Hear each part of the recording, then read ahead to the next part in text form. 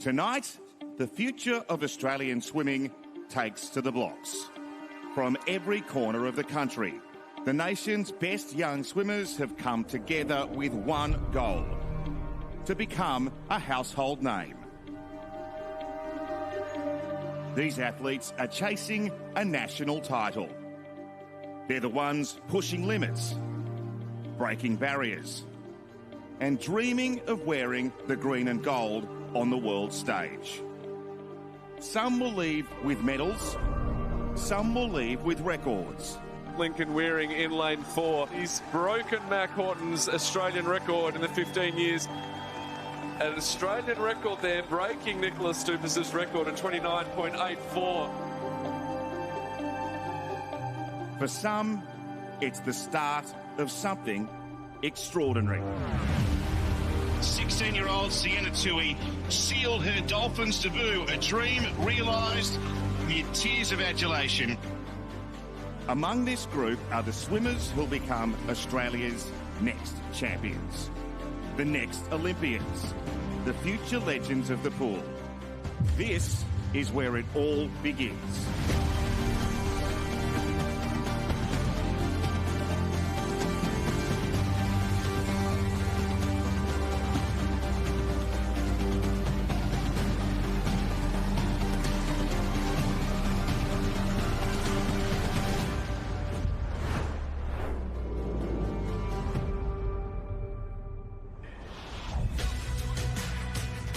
Good evening and welcome back to the Gold Coast Aquatic Centre for night 2 of the 2026 Australian Age Championships. The Gold Coast putting on an absolute show, and our athletes are ready to prove why they are just as exciting as this incredible part of the world.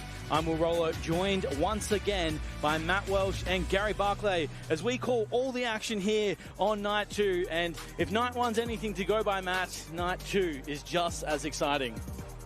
Good evening, Will. Good evening, everyone. Good evening, Gary. Sitting right here. I have to say, that opening package kind of got me. I was sitting here with Gary just saying, you know what, I'm actually getting goosebumps off that because it is a really big moment. This is the culmination of all the work that the athletes have been doing throughout the year. They've been thinking about this week of racing pretty much since last year. It's a lot of work that goes into it, so really looking forward to seeing what they can do. And with sunsets like that, what a great place to do it. Yeah, you're so right. And we're going to see the best of the best hitting the water.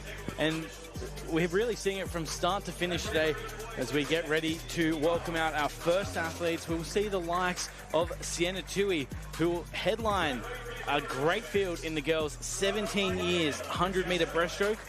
The 18 years boys 100-metre butterfly as well. We're on potential record watch as well. It's a big record to take down, Jesse Coleman, or we might just see it. Yeah, we move through to some more 200 butterflies there, a 13 years 400 individual medley. Lots of action ahead.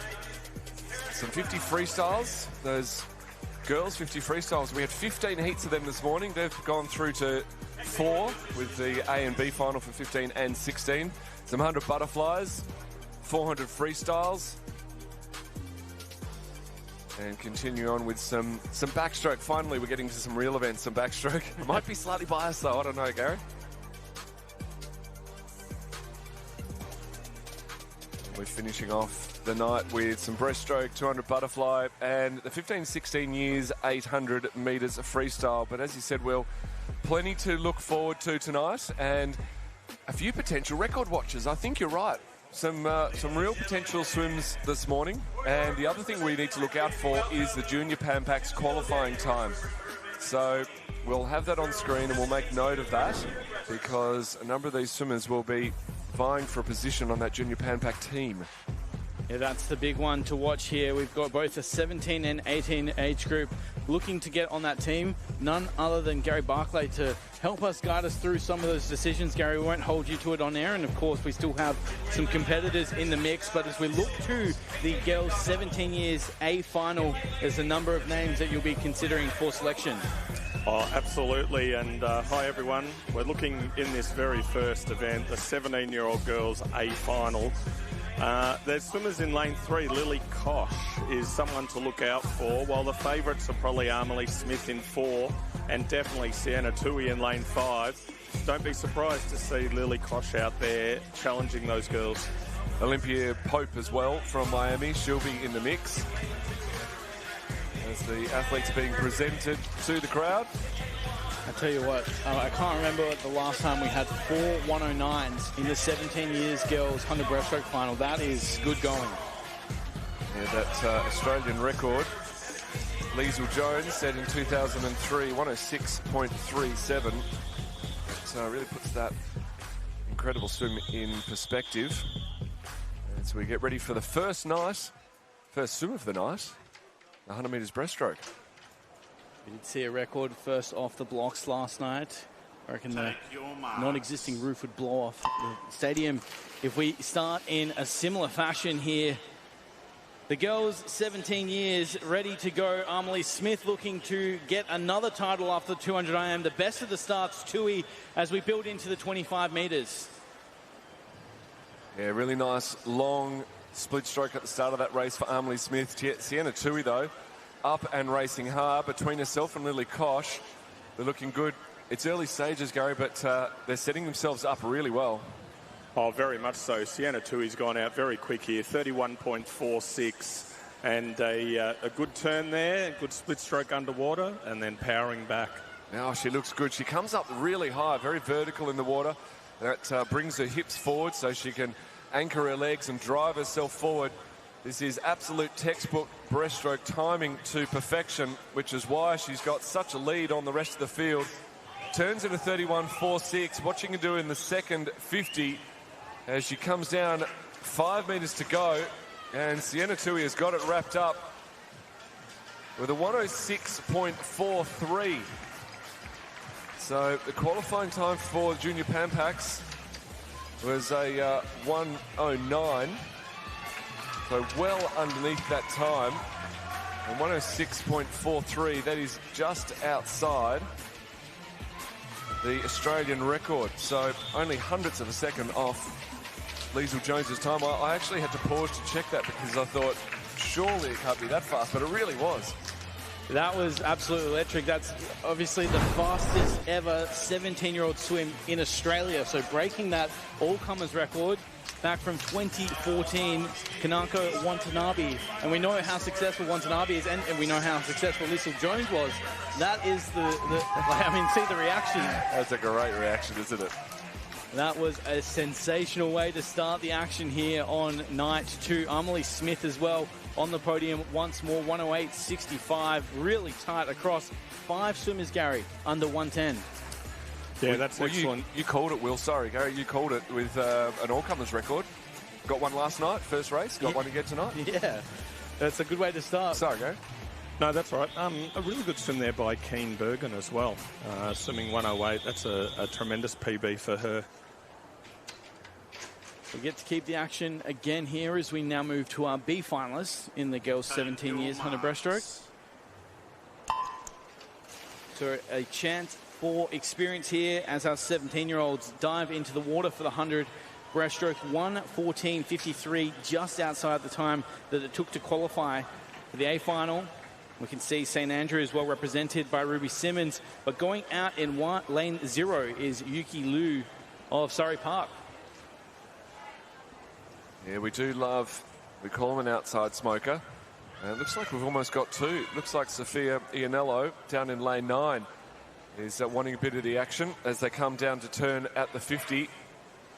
It's almost opposite sides of the pool and the middle. First through was Yuki Liu in lane 0, then Ruby Simmons, and then Sophia Ianello.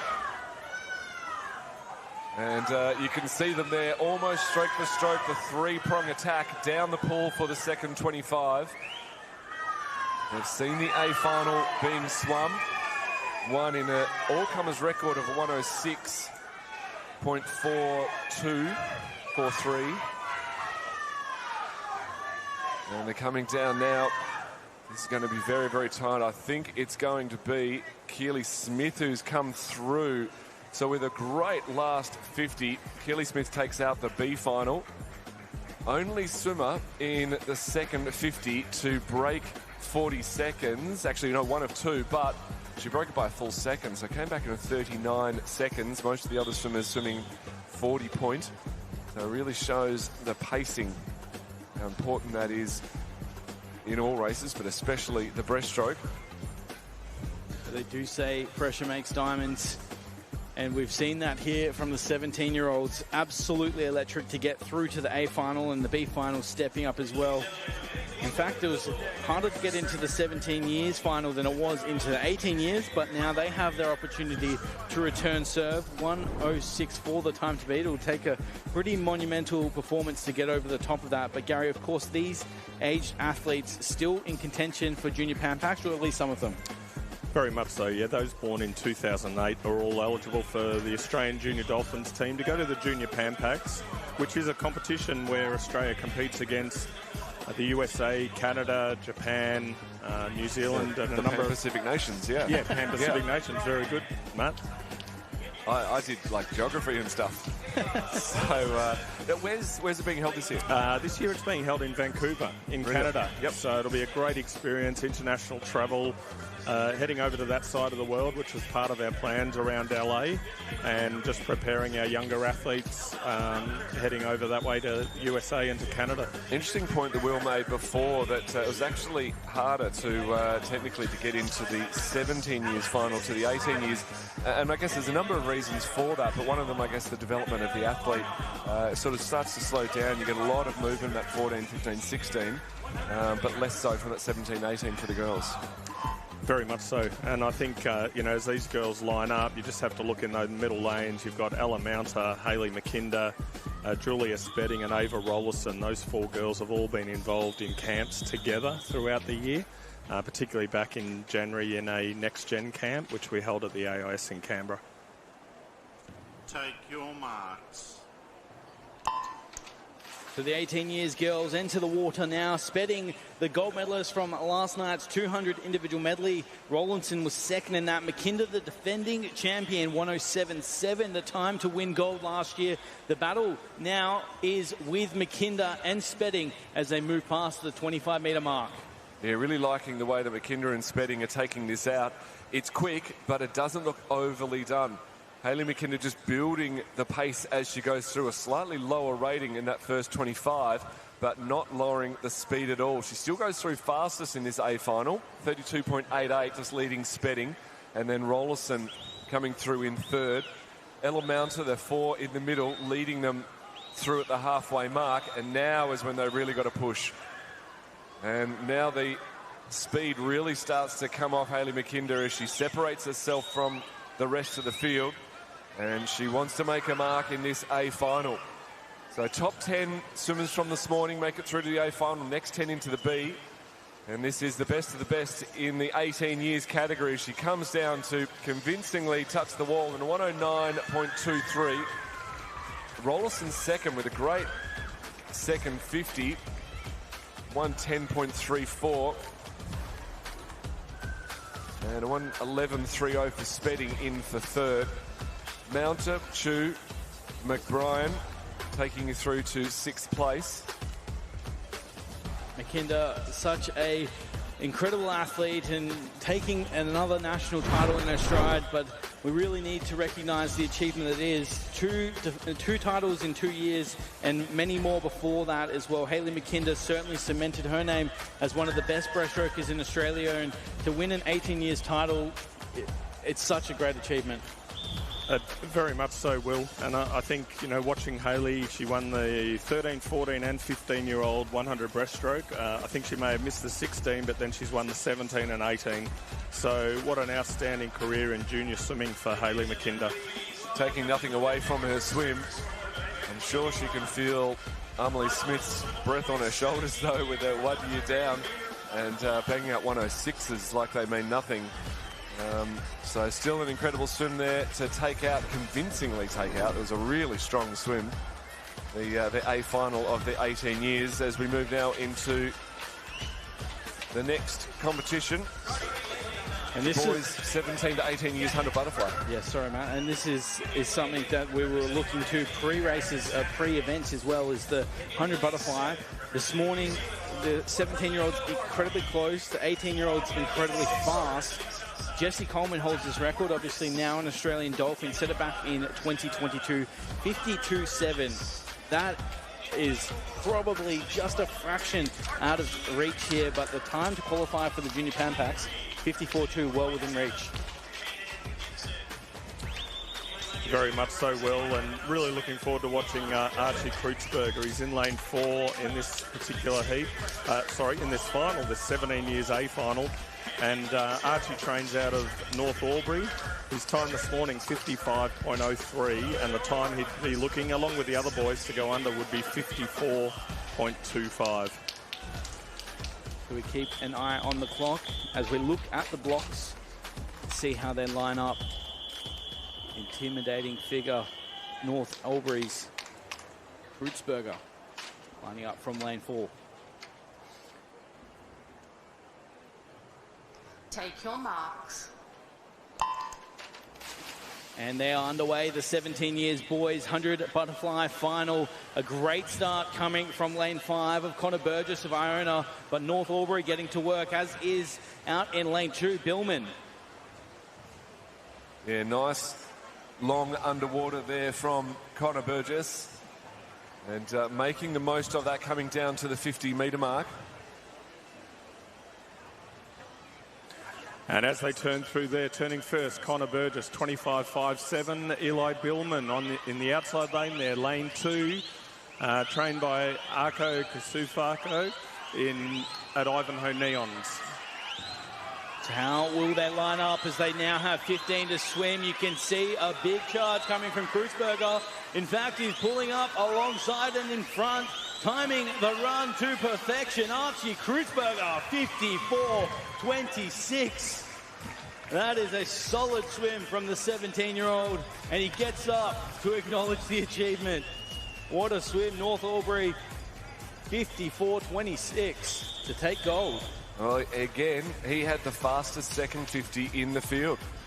28.54 in his second 50, and came over the top of everyone. So the pacing yet again, and this is what they practice in training, and it's worked to perfection tonight for Archie. Taking out the A final of the 17 years 100 butterfly. And he really did just absolutely motor past them. There's 25 metres to go, and he was still behind. That is a well-trained result for sure, Gary, and just outside that JPP qualifying time, but still an athlete that we'll be watching closely. Well, 1/100th behind. Come on, Baz. Yeah, surely. Very close, very close. And you can see as he's getting out of the pool here, he's got very long levers, like long arms, long body. He's got a terrific future, Archie Kreutzberger. We'll see how the B final lines up here for the 17-year-olds. Again, a very tight time to make it in. 57.36 to qualify in lane 9. Sean Mahara of St. Peter's Western.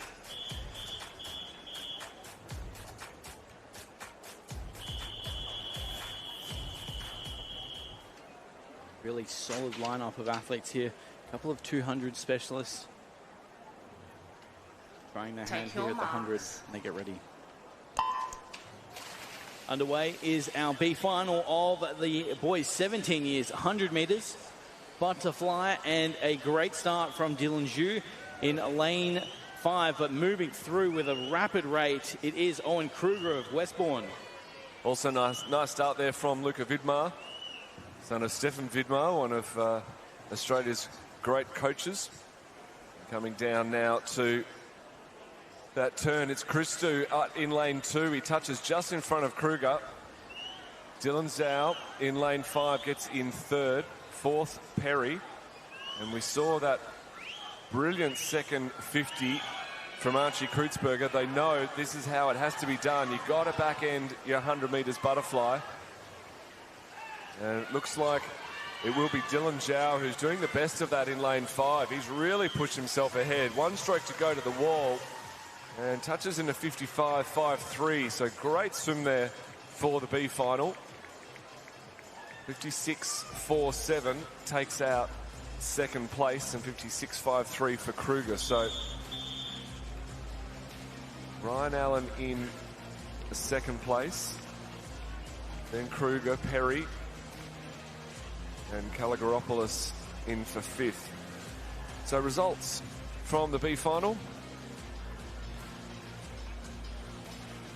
Really like the way that you put that race together. 55-53. He's entered in the 200 fly. I think that second 50 shows that when it comes to the 200 butterfly, he's really going to have that ability to push through. I think especially in the butterfly, more so than any stroke, you can really tell a difference between the 100 and 200 specialists. Yeah, very different stroke, and we're noticing it more and more these days. The breaststroke stroke from 50 to 200 changes a lot in the timing. The butterfly stroke changes a lot. Freestyle changes a lot. It almost is, you've got to have multiple tools in the toolkit to be able to race these races, and it's not just the same stroke. The differences are getting bigger and bigger as people specialise and find what works well. Cash Milner, fastest qualifier for this 18 years A final, but only just in front. We spoke of this earlier. Luke Montez, Charlie Lutton, Jack Mitchell, Carlos Musa. We've got a whole bunch of athletes in the middle of the field with very close times after the heats this morning, which pretty much always guarantees a great race. So expect one now. Cash Milner is a class act, though. He's going to be tough to beat, having said that. He looks ready as well. Very confident and calm behind the blocks. Obviously, the defending champion is Charlie Lutton from last year, but this race last year, if you throw mine back, very close between those two. And a host of athletes. To have three boys under that sub-54 to make it into the final. We've got a very happy head of athlete development sitting next to us. So they line up now, the 18 years boys final. Really looking forward to see whether these boys can go under 53 seconds here. It'd be a huge benchmark for them, and they've got every opportunity of doing that as they dive into the water and take off for this first 50 metres in this 100 metres butterfly final. They are absolutely storming down the pool, being led by Cash Milner now through the 35-metre mark. There's a little bit of a fight on the far side of the pool being led by Tristan Waugh. But Milner and Lutton lead us through 24.75 at a cracking opening 50. Yeah, nice pace out, 24.7. Anything under a 25 for the first 50 is a very strong 100 metres butterfly. How quick can they come back now? Cash Milner really starting to push ahead. He went out very fast, but he somehow found something else in this final. But Charlie Lutton coming back at him. It's going to be down to the cut touch. I think he's going to do it. He does. Charlie Lutton touches him out by 0.2 of a second. So Lutton from Milner and then Montez.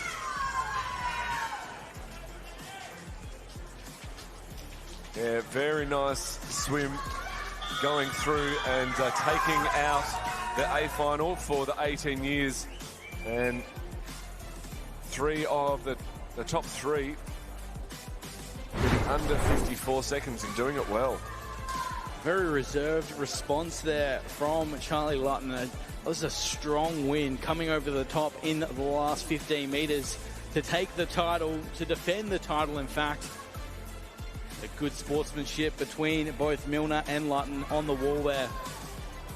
And very much deservedly so, Gary. That is something that you'll be looking at very closely.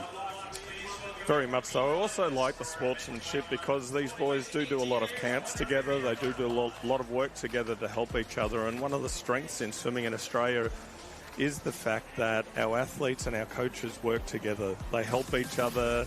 They help each other grow and develop. They train together and they push each other on a daily basis. So well done to those two boys who have raced against each other for the last 5 years. And with varying leaders each time, or winners each time. Long live that battle as they move now into the open age category, obviously still competing throughout these championships. Our attention, though, turns to our B final in the 18 years boys. Take your marks. The opportunity now for the 18 years athletes to take to the water for the B final. Joshua Jiang of Trinity Grammar led us through this morning just outside by 0.03 from that A final. But the faster the starts, again starting on the far side of the pool, Tara and Amin looking to take the lead halfway through.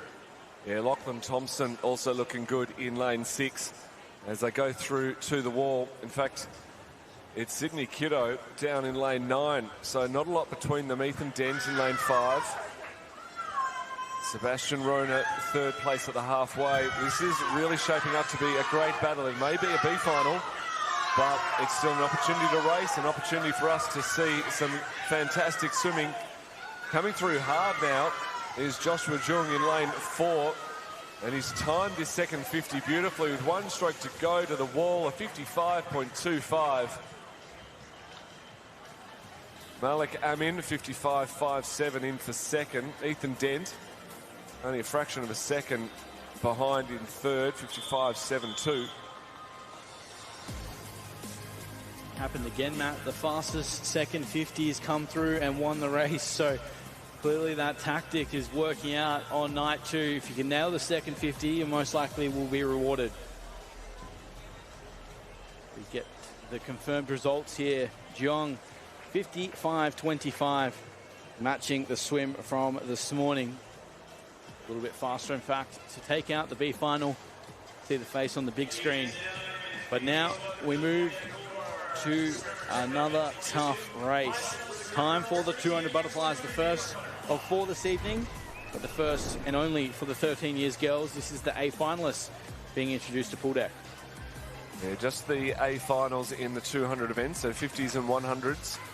We add in the B finals to give more racing experience and allowing that top 20 to have a night swim for the 200 metres and above. Thankfully, just 10 are invited back in the 200 butterfly. Might be a bit cruel to ask them to do it yet again, but 13 years of age. So if you're out there and you're not a swimmer, I'd be very impressed, because I am a swimmer and I'm still impressed that these 13-year-olds are not only doing 200 butterfly, but they're the best in Australia at it. Georgia looked sensational this morning. That really light stroke, managed to sit her hips up nice and high and drive herself forward all the way through the race, and that's the reason she swims from lane 4. Yeah, she's a couple of seconds faster based on this morning's swim, but we do know that anything can happen in these finals. A lot of the girls swam a 2:27 this morning through to 2:30, so we'll keep an eye on those times. The Australian record, though, Lydia Murray, 2:13, if you don't mind. That one Take your marks. stand the test of time. But the opportunity here for the athletes is obviously to compete for a national title. A very different start to the race than what we've seen in the 100, but equally so, measuring each other against the field. A great start come from Li Ying Wong in lane 1 for Somerset, in the middle of the pool, starting to get to work as they set themselves through this first 50. Harper Melkay with a nice start of this early part of the race. Peaky Huang right next to her stayed under the water for a long time, but wasn't able to convert that into a lead, as Lucy McKay touches first at the halfway. 3/100ths of a second of Adela Jai. And now it's Jai who's just wanting to gap her training partner there from Norwood. Again, Matt, you can see that tactic that we saw this morning, just keeping those hips so high, driving the feet forward. That is exactly what you want to see from these 13-year-old girls butterfly. They just want to skip across the top of the water, not too much movement up and down, and that's exactly why Jai leads us through at the 100-metre mark. Great underwater shots here at the Gold Coast Aquatic, crystal clear water, and you can see quite a wide stroke underwater, so minimising the load on the arms, being able to get over and get another stroke going. And Jai doing a great job, but I've got to say I'm really impressed with the rest of the field. We've got everyone from Li Ying Wong, Molly Young, Lucy McKay, Hannah Fleming in there in the mix. all going with her. So this group of swimmers separated themselves away and really racing hard. And with 50 metres to go, I'm getting John O'Sieben vibes with 50 metres to go in the 200 butterfly. Well, Molly Young, 36.34 on that third 50. A 36.6 for Holly Fleming. And you can see that momentum transferring here for Molly Young of Carlisle. Carlisle have had a fantastic meet thus far, and it's going to come again in the form of Molly Young. Carlisle storming away for the victory, and Young stops the clock. 2:19.98, a huge swim there for Molly Young, absolutely obliterating both her time this morning and her entry time. 2:19.98. Gary, there's a reason you wrote it down. That was a very good swim there by Molly Young, and what I do like is the two Carlisle girls in there both performed, and the two girls from Norwood with Luke Curtis both performed as well. And you can see the benefits of having training partners at a young age and all the way through your swimming career and working together, and you know, you get the results. Well, interestingly, winner out of lane 2, second place out of lane 3, third place out of lane 6, denying our two middle lanes. It's where we usually see the action, lane 4 and 5, but all of those girls put themselves in a position to take that race, and it was Molly Young who came back in the 34.6 for the final 50. She was 2 seconds clear of the fastest other swimmer, who was Lucy McKay right next to her, and in some cases 4 seconds faster than some of the others. So that's the secret to the success. Just be fast. That's a sign also of good fitness and good understanding of the event, and that system training that she must have spent a long time working on. Very much so. A number of those girls have made significant changes to their race plan from this morning to tonight, particularly those girls in the outside lanes, to give themselves a chance, and it worked. So a real sign of maturity, learning from the morning swim, and then actually doing it is the next trick, actioning that plan. And it worked to perfection as we move to the A final for the 14 years girls. Reminder that winning time previously, the 13 years, at 2:19.98, so just sneaking underneath the 2:20. Abby Meshner is fastest qualified, got a good few seconds in front of Lincoln and Charlton next to her. So Abby Meshner is, looks like to be the one to watch, but keep your eye on Natasha Link.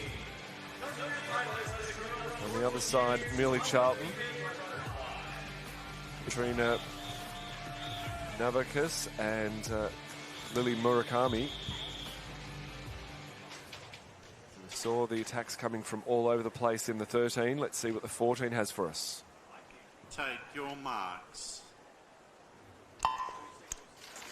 4 laps between these athletes and a national title. The 14 years girls 200 butterfly hits the water. MLC Aquatic well represented in the middle of the pool, with Abby Meshner a class above this morning. You can see that coming through in this opening 25, but of course, as we saw in the 13 years girls, anything can happen, especially in that third 50.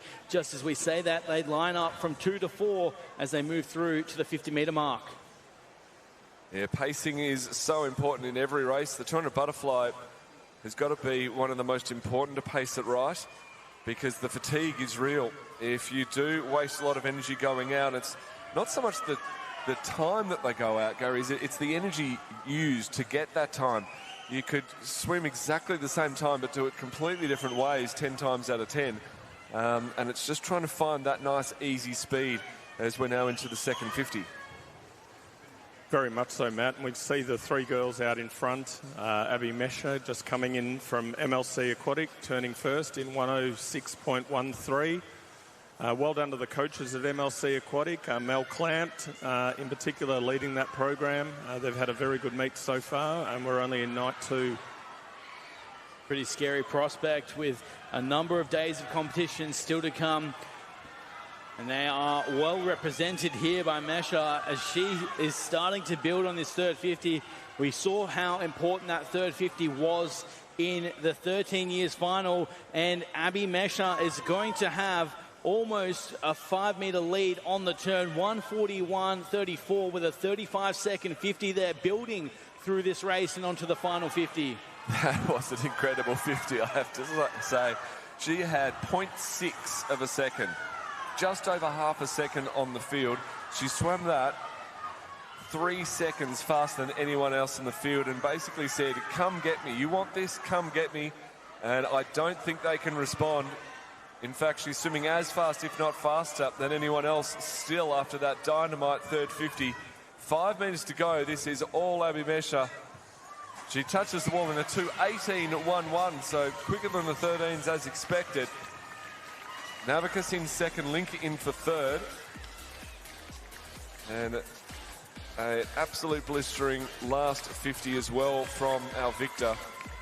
Go Abby, go Millie. So good support there for the MLC girls.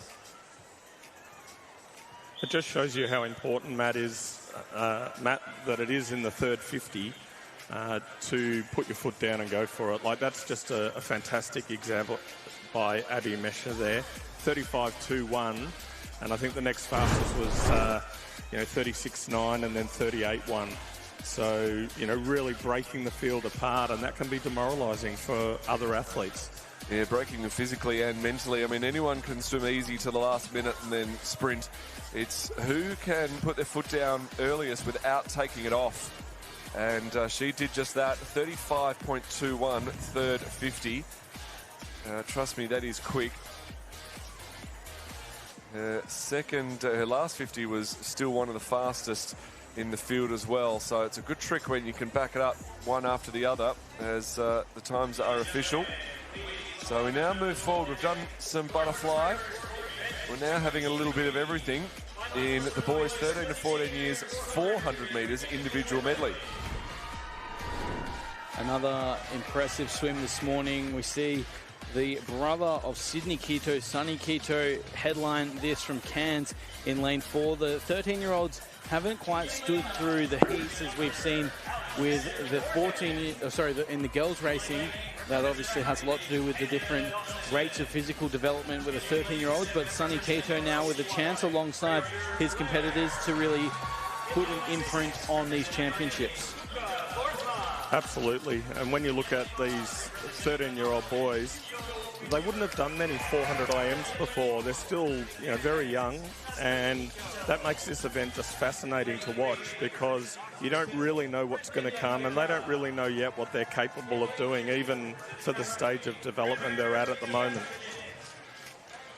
There's a few more nervous faces in the 13 years boys than that we've seen on the blocks this morning and this evening. Once again, Braxton Truman, though, he looks locked in and ready to race. I think there'd also be some nervous parents in the grandstand, to be honest with you. Like, we've had really good crowds here, and this is an event that, they'll be chewing their nails too. Fortune favours the brave only in the 400 IM. Here we line up with the boys' 13 years final. Take your marks. So a clean start across the blocks there as we get underway in the 13 years boys 400 IM. A great butterfly start coming out of lane 7. That's Fraser Blair leading us through the first 25 metres, I believe. We can see a good field starting to go through. Braxton Truman, he was locked in behind the blocks, and you can see why as he's out to a body length and building into the first turn. Oh, that is a gutsy first 50 of a 400 IM, a 29.01, about a second and a half ahead of the rest of the field. This tells me two things at this stage. Gary, this is going to be a very interesting race once we get to the breaststroke and how much gap can he lead. And it does sort of question the strength across the board. We love to see the different strengths playing to their strengths and what suits their stroke. But he's got to be a strong butterfly to come out this strong. Very much so, and I think you'll see Braxton Truman in both the 100 and 200 metres butterfly, and sometimes you've just got to play to your strengths, and I think he's done exactly that. So Braxton does take them through first. So it's Truman from Kiddo. Third through was Boersma in lane 6. Wheeler through 4th. Lamont in 5th. Blair in 6th. But, that lead is still almost 5 metres as they come up to the 35-metre mark in the backstroke. Backstroke and butterfly, 2 strokes that go quite well together usually because of that underwater butterfly action. They end up being quite strong at both. But breaststroke is another game altogether, and I'm sure we will see some of these swimmers really making some big moves. But they've really got to, because that lead that Braxton's been able to drive in this first 150 metres is getting pretty strong. Sonny Kiddo in the middle of the pool in lane 4 is in touch. He's got to within a body length of him. But there's still a lot of work to be done to get in front of Truman. I love the way that these young boys approach the racing here. They commit to it hard, and that's exactly what we've seen through the first 200 metres. Truman will still lead, but that gap, as you called, Matt, has all but vanished. 37.33 on the second 50 of backstroke for Sonny Kiddo, and he now gets to work as Truman gets tested on the far side of the pool. We see a bunch of movement coming through the middle as well. Hugo Wheeler leading the charge. Boersma, who was sitting in that top 3, also now in contention with a strong start to the breaststroke, and coming out of lane 3 as well. Brendan McKeera looks to be the best of the chasers, really holding that nice long glide. But Kito now well and truly in the driver's seat. Yeah, just 13 years of age, and look at him go. He's got so much dynamic movement. That turn, he just bounced off the wall. And he has really put a strong lead. Truman now down to 3rd, with Hugo Wheeler just sneaking past him into 2nd place. But still doing a great job out there in lane 0. But Sonny Kiddo has taken the bull by the horns. He's coming down. He's going to have such an advantage hitting that wall. Look at the gap back to 2nd. In fact, we can't even fit him in frame. So he's going to have such an advantage. He's going to come down and start doing freestyle while the others are still doing breaststroke. And he touches the wall, a 3:42. Let's see the gap. So it's about 10 metres and 6.5 seconds. A 1:19 on the breaststroke there for Sonny Kiddo. That is a very fast 100 breaststroke in the 400 IM for the 13 years boys, and you can see why. He's clearly been training that in preparation, probably training his chasing his big brother in the pool to be able to set up a swim like this. And Cairns will rejoice in 50 metres as Sonny Kiddo is absolutely flying through the pool out to 10 metres to 2nd. Oh, what a textbook swim here from Sonny Kiddo. His heat swim to get him through to tonight was a 4:52. I think that is going to be broken quite convincingly. He comes down, should get something under 4:50 or thereabouts. So he's going to take seconds off his time as he rushes to the wall in a 4:49.04. 2 figures in the air and a well-deserved splash. Second to the wall was Wheeler, right next to him. Boersma in for 3rd. 4th through was Brendan McKeera. And Elijah Lamont in for 5th. Braxton Truman held on for 6th after a very brave start, but with a very well-paced and well-executed 400 IM. The winner for the boys 13 years is Sonny Kiddo. I tell you what, I reckon Jack Ginnivan could take some celebration tips from Sonny Kiddo. There was a few different moves in there. Double Cobra a few times as well. And very much deserved as a maiden national title going his way. The 4:49.04.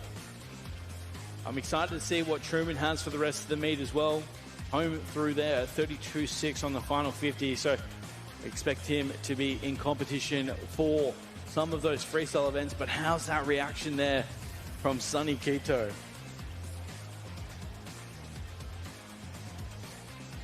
After we get the confirmed results now, and it does go the way of the Cairns Stingrays. 4:49.04. Wheeler in 2nd, Boersma rounding out the top 3 to be confirmed. They'll head over for their podium picture. Very happy Sonny Quito, as to be expected. We do turn our attention, though, to another final as we welcome to our pool deck the 14 years boys 400 IM. We expect this one to be incredibly tight. Once again, Gary, Thomas Penny, 13 events at this year's championships, but only just 0.5 of a second separating the first 2 qualified athletes in this final. Very much so, Will, and I think also looking at lane 3, Hantang Wang will be right up there as well. So, yeah, it'll be a terrific race in the middle of the pool. I think Thomas Penny's already started this meet extremely well, coming out of the Sydney University program, as they introduce the athletes for this 14 years A final.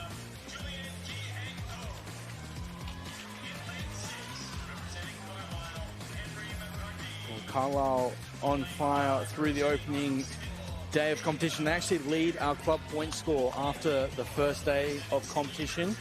And, you know, the way that we saw the athletes take to the water already, including a gold in the 200 metres girls 13 years butterfly. I think not so much pressure on McCarthy, but certainly pressure to stand up and represent the club with intent, and I think, you know, that doesn't happen without proper preparation, and Carlisle clearly bringing that here. Carlisle, one of the most famous swimming clubs here in Australia, after Forbes and Ursula Carlisle founded it many, many years ago, probably 60, 70 years ago. And, you know, it's so good to see a club that's still running really, really well. Credit to all the leaders there at Carlisle and all the coaching team led by Chris Nesbitt. Good stocks, that's for sure. See what our 14 years boys have in store for us. Underway in this 400 metres individual medley. A great start, maximising all 15 metres underwater is Jacob Deere of Knox Pymble. 4:46.89 the time to come through second fastest behind Penny, who swims from lane 4.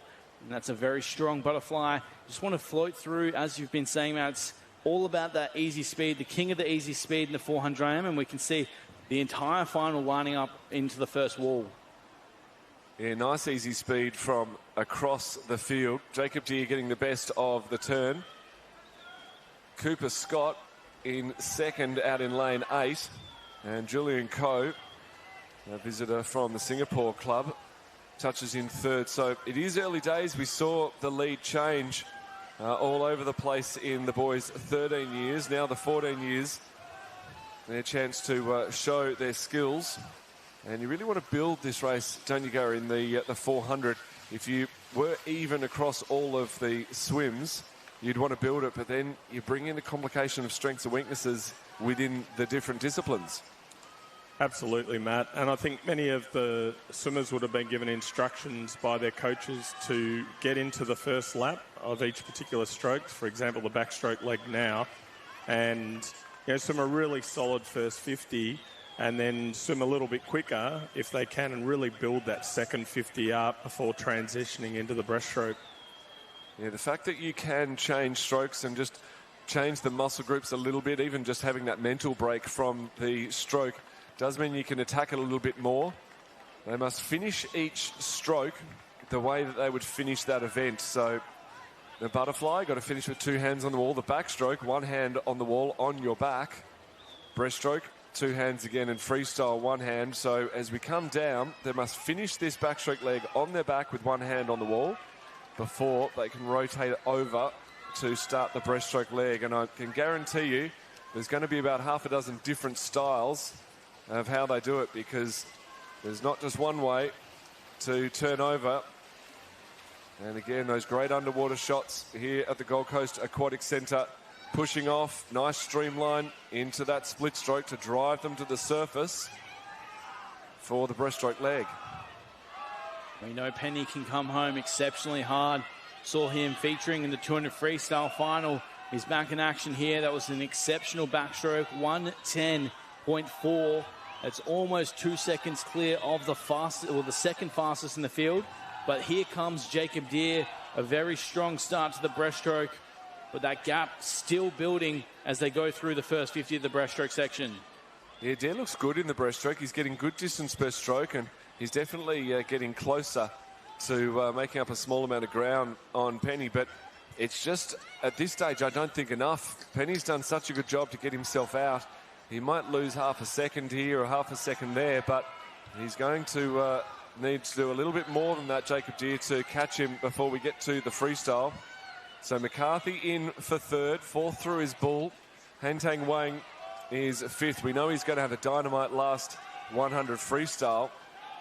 But back in fifth place, he's got a tough job and tough road ahead. Calligris in lane 1, in for sixth. Back to Coe, Bone, Scott and Vance rounding out the 10. So Deere with a bit of a job to do, about a 2.5 second deficit on Thomas Penny out in front. And I think Thomas Penny has got this wrapped up. We've got 35 metres into the freestyle. Got 65 metres to swim. And he looks to have the measure to be able to respond to any attack that Jacob Deere is going to throw at him. Yeah, Deere, fantastic there. 32.7 to open the freestyle. And he's answered any questions that were raised. As he comes down with 25 metres to swim, he'll claim his first title of the championship. Sydney Uni, well represented here by Thomas Penny, who has a big following online, so good to see him supporting those who supported him as he comes across to finish off 4:39.06. Jacob Deere claims the silver medal there again with a fantastic second half of the race. Rounding out the three is Hantang Wang. That's another different celebration, Gary. And very much deserved is Thomas Penny claiming his first national title of the 2026 Australian Age Championships. Very much, Will. We could see the way that Thomas was very strong in all four strokes. And, you know, it's the way that we want to see our kids swimming through this 13, 14, 15-year age groups, where they are training all four strokes and not yet specialising on any one in particular. So this 400 metres individual medley is a great exponent of that. Yeah, really strong representation across the four. That's why he's racing 13 events at these championships. Excited to see him and his meet build out, but he's already got the first title off the books. And good to see him celebrating it the way that it deserves to be celebrated. Confirming now the results. We can see Thomas Penny on top. Jacob Deere gets second. Hantang Wang rounding out the top three. And Gary, correct me if I'm wrong, but Henry McCarthy will also claim a bronze medal as the third Australian across the line. Yes, that's correct, Will. So 3 Australians will always win medals. So plenty more action still to come here. We move soon to the 50 freestyle. Thanks for joining us on 9 Now's coverage of the 2026 Australian Age Championships.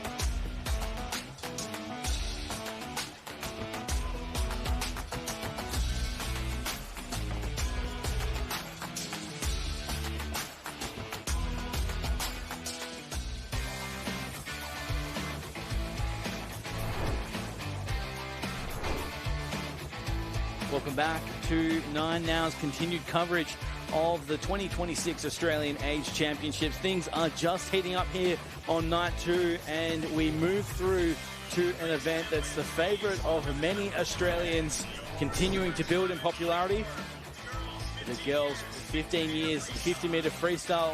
Joined now in the booth by Emily Seaborn. This event has everything we could ask for. That it does. I think the 50s, we spoke about this a lot, is all about getting everything right. You have to have a great start, great underwater. You really got to find your rhythm in it. You can't spin those arms too fast because your body has to be able to pull some water. There has to be some strength to the stroke, and then it's all about getting that hand on the wall. And we see these 50s, sometimes these swimmers are able to come back at night time and swim faster. Sometimes they're about exactly what they did in heats this morning because they had to go hard to make these finals tonight. So we'll see a lot of different results from this 50 freestyle, but I'm excited to see who will take it out because in a 50 it really could be anyone. It's not narrowed down to those middle lanes. It could be just whoever gets everything right now. It's a good point because that pressure certainly comes on in these national age finals, especially if you're swimming somewhat towards the middle of the pool. And for some of these athletes, it could be their first time swimming under the lights here at the Gold Coast Aquatic Centre. And a good opportunity to prove just how hard they've been training over the past 12 months in preparation for this event. So here we have the A final of the girls, 15 years, 50-meter freestyle. 26.16, the fastest through. It's Bertinato in lane 4. Take your marks. They are often swimming a little bit of a delayed start in 5 through Kobas, but there is a great start from Kobas overcoming that reaction time, and she moves through the field. As we go through the halfway mark, she's actually leading Annika Kobas 0.8 off the blocks, and she's making up for it with 15 meters to swim, and answers coming from Bernato. Is it going to be enough? Kobas Bernato in the middle of the pool, and the answer comes in the form of Bernato, 25.77. Absolutely nailing that final 5 meters and getting her hand on the wall first and claiming that national title. Bernato, though, whatever she did underwater was sensational to come back from that 0.8 start. That'll be highlighted on the board when she gets back to training. Yeah, really not much in it at all with those first two ladies. And that just goes to show that those 50s are so important with getting everything right. It comes down to those 0.0 margins, and it did again tonight in that 50 final. But what a swim for Mina there from Nudgee College, taking out that win, that 15-year-old girls 50-meter freestyle. We certainly, on that Australian scene, have a lot of depth in that freestyle, and we show it here at the Age Championship, so it's just fantastic to see. That depth continues on with the B final as well. Welcome to the pool deck now. So our B finalists hit the water and underway in the girls' 15 years age group. A very tight final to make it in. Just 0.15 of a second separating 11th through 20. You can see that tightness pulling through once again as we see Madison McKenna just starting to nudge in front, but it's not much of a nudge. In fact, here comes Crouch in 8, so that's the battle, and 4 comes through to take the win. Emily Daunt, 26.71 to take the B final. And look at that, 0.03 between that first and second position. So Daunt takes out the win in the B final. McKenna with that second position. And even that third position not far off that. No, we have a dead heat for that third spot. So those 50s are super tight, and that B final was taken out by Emily Daunt there, that 26.71. Some great times these girls are being able to produce coming back from that morning swim and swimming faster. So a great result for those ladies. As we have a look at the next final on offer, this is your 16-year-old girls A final. We'll see some really close battles here, but Zunka this morning, 25.27. So only 2 girls under that 26 mark this morning. So this is going to be quite an interesting race on who can get to the wall first. So it's really important for these girls to have a great start off the block, have a really fast reaction time, but also be able to utilize that underwater and come up. There is like a sweet spot with those underwaters on coming up at the right time. You don't want to be too deep in that when you bring your arm up for that first recovery.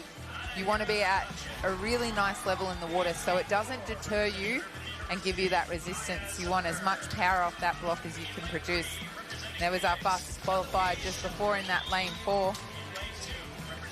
25-27, Gary. How does that stack up internationally for a 16-year-old? Yeah, it's very good. Any time under about 25.3 is very good. Also good to see Eloise Sheldrick in there, the younger sister of Isabel Sheldrick, who was swimming as an 18-year-old and trained by Deb Jones over there at the Phoenix Club in WA, swimming out of lane 3. So their time to compete for a national title is now. The A final of the 16 years girls 50 freestyle.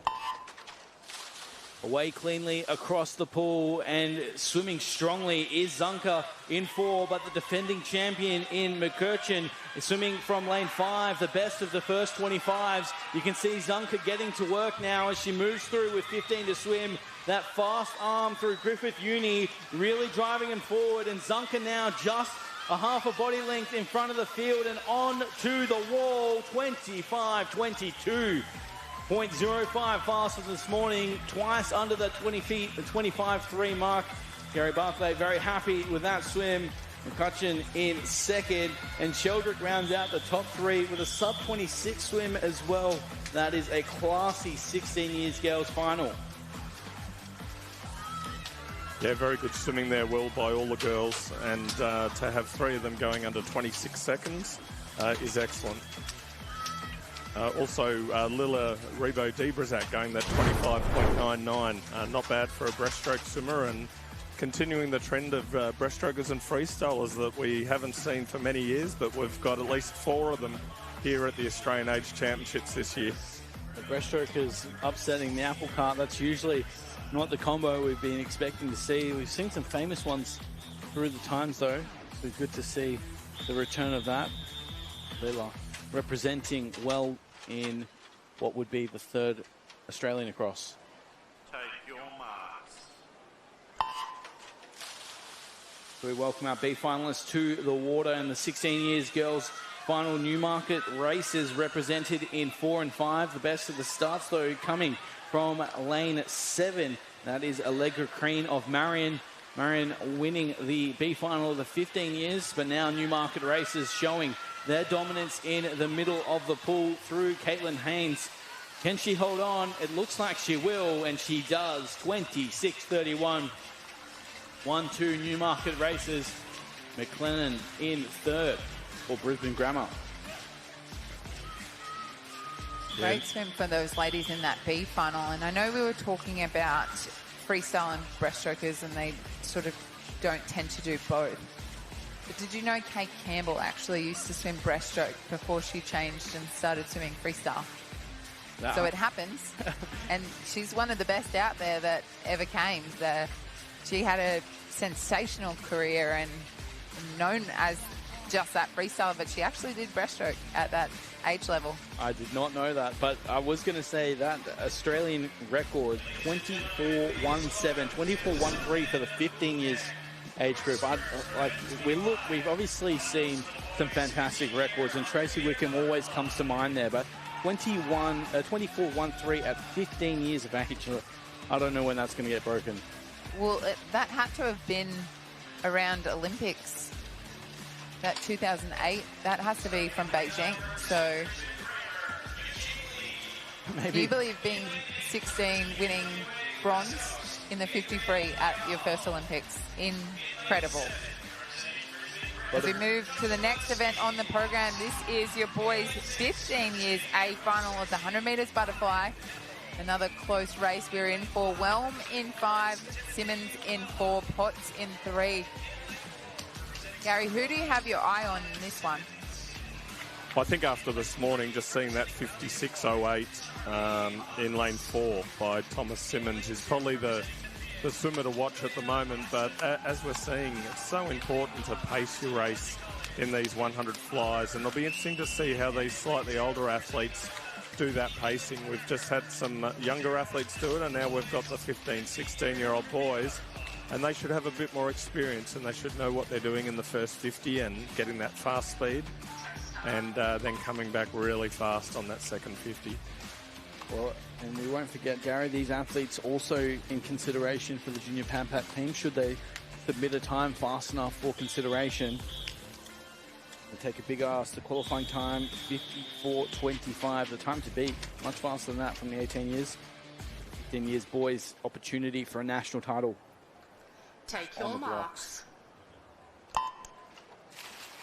Another great start across the field as they get into this A final. There's, of course, a national title waiting for one of these athletes. Timothy Whelm came home exceptionally fast this morning, but Thomas Simmons looks the best of them as they go through the first 35. Simmons had a great underwater, but it looks like Whelm in 5 is pulling them through that first 50.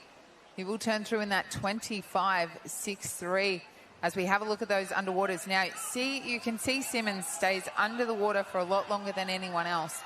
Unable to take that first position, but Whelm is just powering through the last 25 metres of this race, and it's neck and neck almost with Simmons and Whelm in 4 and 5 as they come down to 15 metres left to race.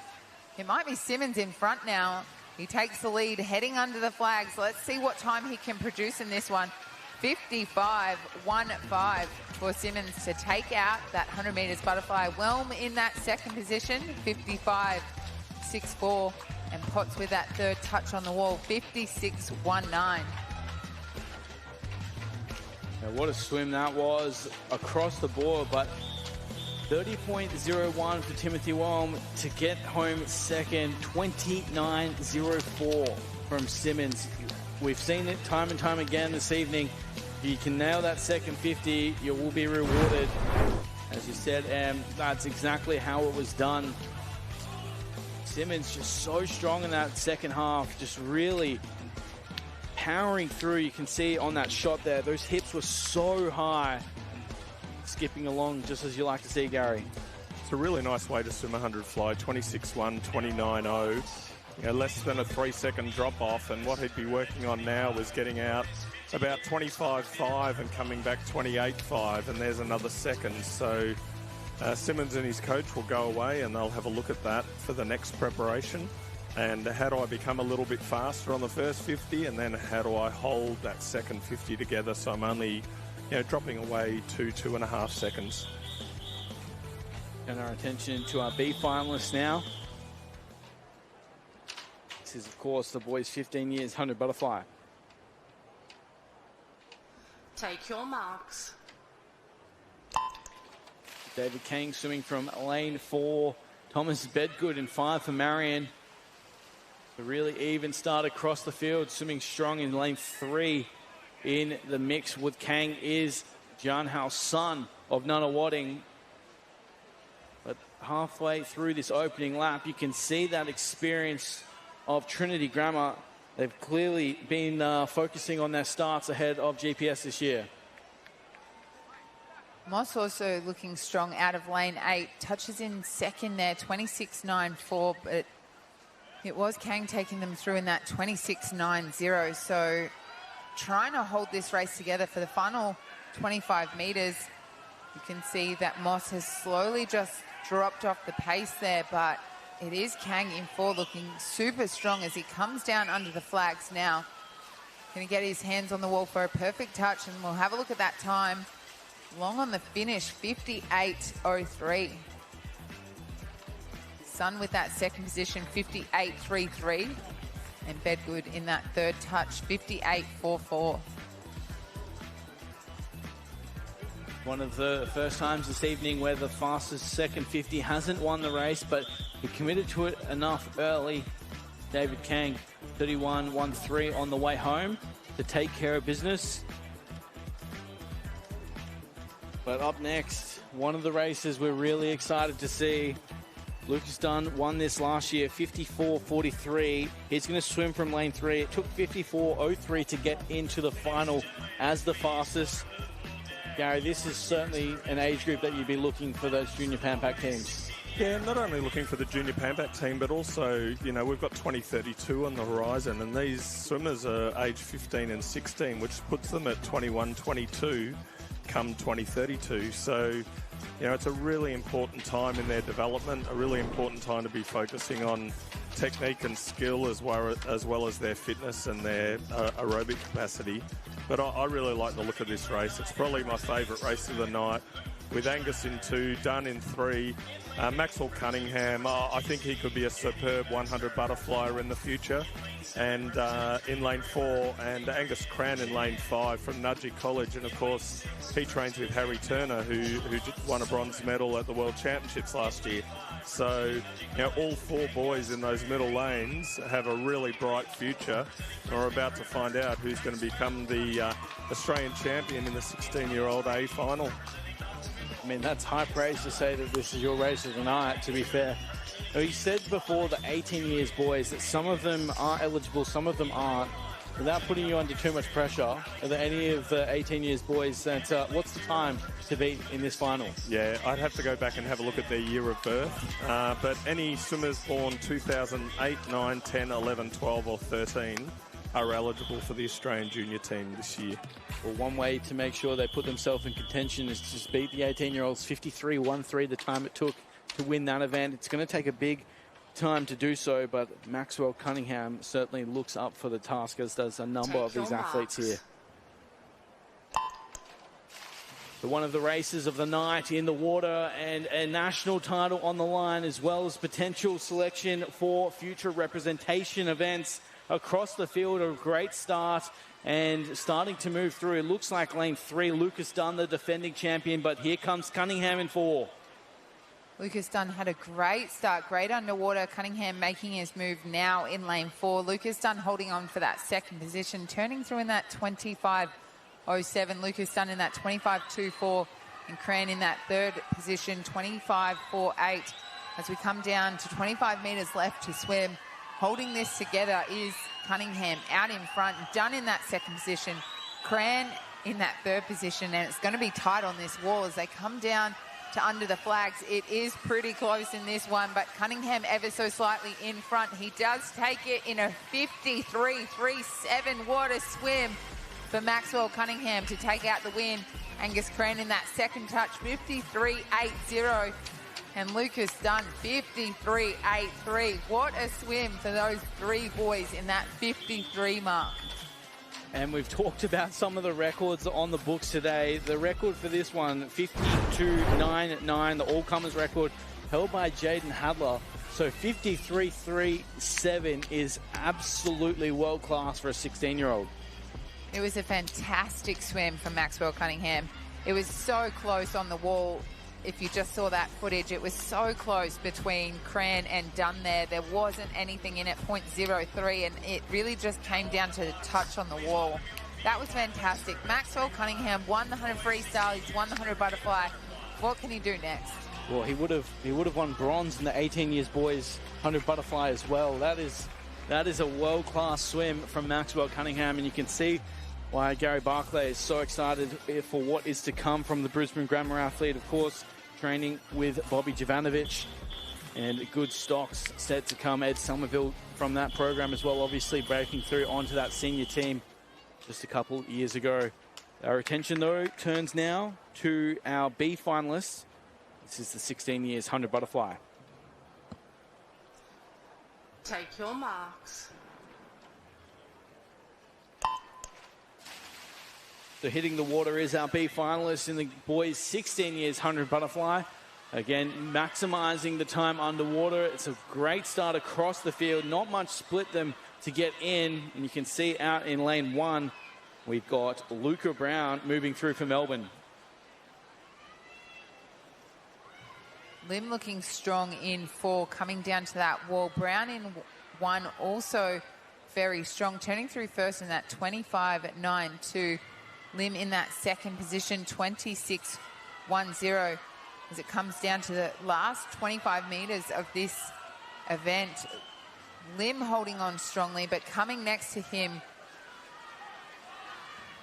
in lane 3, very powerful, and still Brown holding on in 1. As we come down under the flags, it's a battle for the first 3 boys here. Lim will take it out in 56.07. And what a swim that was from our B final. Yeah, incredibly tight. Oh, Lynn's already happy with that one as well. Didn't realize he'd won it until the camera panned on him. That's great to see here at the Gold Coast Aquatic Centre. Gary, we've noted throughout, it's great to have the support of some of the visiting federations, including Singapore, big supporters of these Australian Age Championships. Absolutely, and I think, you know, having visitors here and allowing 2 into each of the finals is, you know, it's terrific for our Australian swimmers. They learn a little bit about what it's like to represent against international swimmers, but at the same time there's 8 spots in every final reserved for Australian citizens to be able to compete in each of the finals. Well, you saw that play out in the 800 freestyle this morning with the fastest athlete from this morning's heats not able to compete in the final because there's already 2 visitors in play. See that event rounding out the program, but for now we turn our attention to a longer race. Event 26 up next. This is the girls' 17 years 400 meter freestyle, and once again we get to see the very versatile Amelie Smith featuring heavily in this race. Yeah, she's had 2 very interesting races. 2 we don't normally see together, that 100 breaststroke into this 400 freestyle. So I'm excited to see what she can produce in this one. Like Gary said, this is probably her main focus, is that 400 freestyle. So I'm really excited. She's got that 4:18.97, so she's fastest in the field by 3 seconds, which is fantastic. Ava Gasky in 5. She is just a staple in those age distance events. She just really dominates them. And Lily McPherson out in 3. So for me, it's going to come down to those middle lanes, but I just don't know which one is going to take it out because they're all strong. Yeah, well, I mean, such a versatile field, really. You know, Lily McPherson, the reigning 100 butterfly champion. You've got Amelie Smith, who we've talked through, Eva Gast, as you mentioned. But Eleanor Flowers also on the Junior World Championship team for the open water. She'll be heading to Argentina later, and she is swimming from lane 7, so expect her to push through the second half of the race, but I think that speed is going to be a bit of a tester for the athletes out the front early on. Take your marks. So let's see how they do line up. In fact, it was a great start coming from lane 6 in Maya Bierman, directly off the blocks and into the water, and you can see them starting to settle into the strokes now. Lily McPherson laying on that early speed. We know that she's so strong over the 100 butterfly, 100 freestyle, and clearly wanting to just spook the middle of the pool, and that's exactly how it plays out through the opening 50. Yeah, are those girls going to chase her out in that first 100? Turning through in that first 50, 28.45 for McPherson. Gasky in that second position, and Smith in that third position. I thought Smith had the better start. She also held her underwater. We know from now on those turns, they won't really utilise that underwater very much. They'll save those legs for this one, and they won't try and gas out.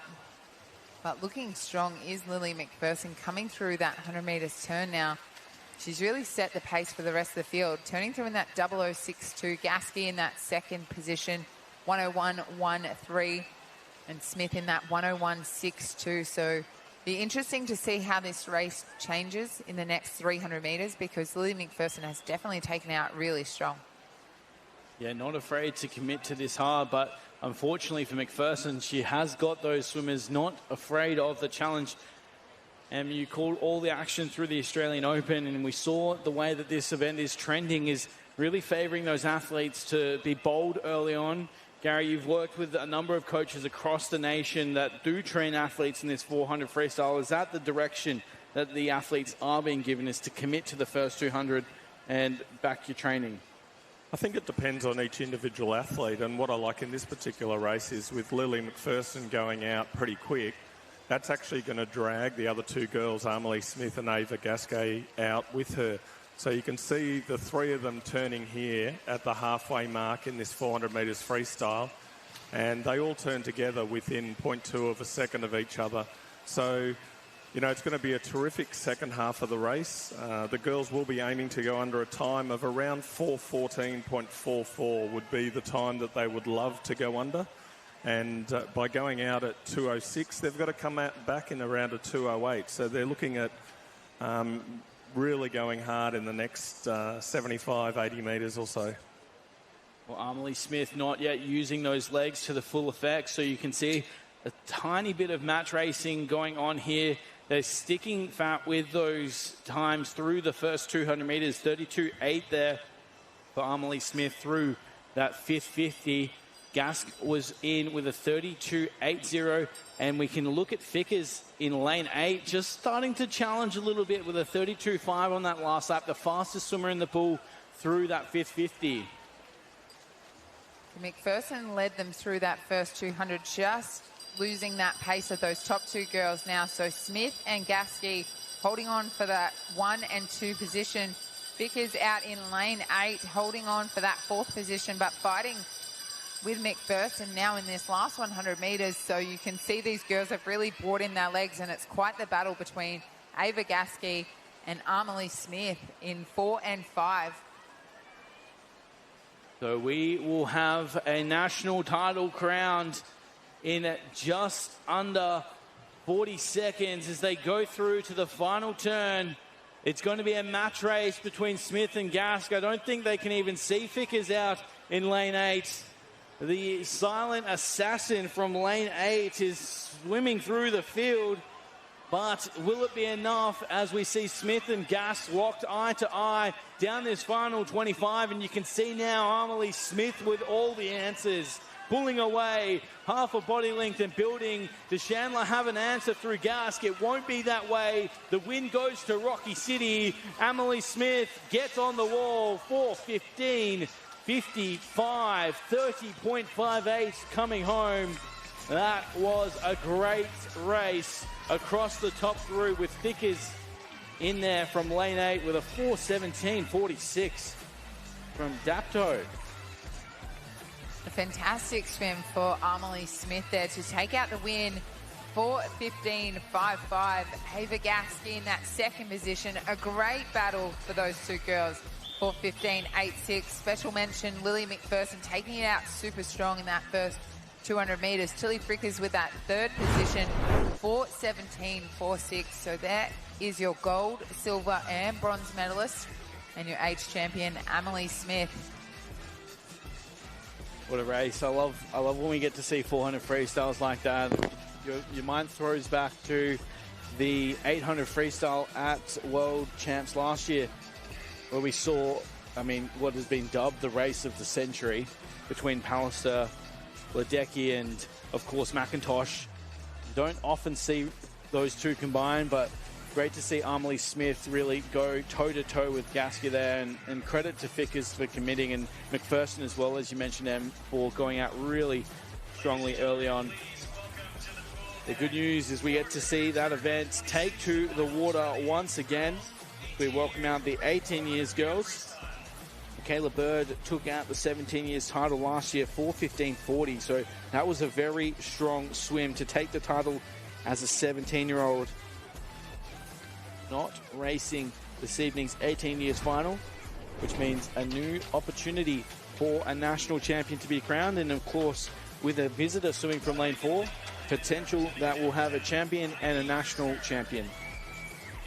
Tab had the fastest time from this morning's program, that 4:18.84. So our visitor will be very strong in that lane 4 position. So it'll come from Walker or Jones out in 5 and 3 to really push Tapper and see if they can tap her out of that top position in this final. Very good. Ooh. I think the challenge, of course, most likely looking to the likes of Madison Jones, who's one of the fastest on the entry times through to this meet, and swimming from lane 3 for Miami. We know Miami always get that distance freestylers in good form for racing. It's a big night and big morning of racing for these girls. Swimming a 400 in the morning, swimming that 400 tonight. They would do a massive warm-up for that and a big cool-down for that. So it's a lot of Ks in that one day. Let's see who has the answers for that gold medal. Away and racing here are the 18 years girls 400 meter freestyle finalists. A good start in lane 6 through Bianca Raymond. As they start to settle in, you can see the class of lane 4 showing through with New Zealand's Tapper out to just half a body length through the first 25. That's a very impressive way to start a 400 freestyle. She was the last one up at that 15 rope, so she really pushed that underwater. She's turning through in that first 50, 29.32. So a great first 50. The only athlete there in that sub 30-second mark for that first 50. Walker in that second position, currently with that 30.43. Yeah, Walker, the best of the charge, sitting in second from Alstonville, swimming 4:23 this morning. But as we turn our attention, you said, and they're the only swimmer under 30 through the opening 50, and just a tick over that minute mark. We've seen just how strong the New Zealanders have come into this middle distance section. When you look across the Olympic campaign, New Zealand really dominate those sports that take a lot of guts. You look at the likes of the rowing, particularly when New Zealand show out, and you've got Erica Fairweather leading the charge in the 400 freestyle, going up the likes of Katie Ledecky. The best of the rest usually is Erica Fairweather. Absolutely no disappointment in that. That's a fantastic achievement. 32.59 through that third 50 there for Tapper, and that lead continuing to build. So she's come in with a plan, Gary, and she's executing it thus far. Very much so, and I think we also need to remember with Alyssa Tapper representing New Zealand club out in front that the remainder of the race is for the Australian champion. Like, we have 9 swimmers here that were in a line. There's 4 or 5 of them now, and they're competing for the medals as well as Tapper. So if Tapper continues in this way, she looks solid to win this race. We'll also have the first Australian coming out of the next group of swimmers. Leading the charge there still is Walker. 2:10 through the 200 meter mark with a 33.31 on that last 50. So starting to build through. There's a host of athletes, as you touched on, that really challenging for that national title. But this is a fantastic swim out in front as we go through 5 laps swum. It's all sitting with Alyssa Tapper out in front, 2:39.05 with 150 to come. And what a battle for those next positions. Walker holding on in front of Jones, Raywood right there, and McLean in 2, all battling it out for that first, second, and third.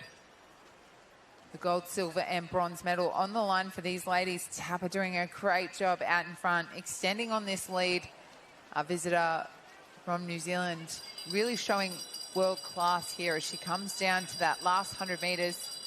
I don't see anyone being able to catch her, but Walker in that second position, Jones in that third position, Raywood there in that 4th position, and McLean in 5th, and it could come down to any of those girls. This is that last 100 where we bring in the legs, everything on the line for this last 100 metres.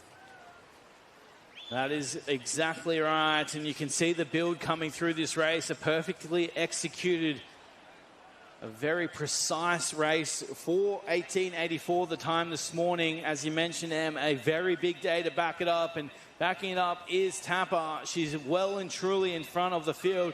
We keep an eye on the battle there. Walker still holds off Jones for the national title. I think it will stay that way.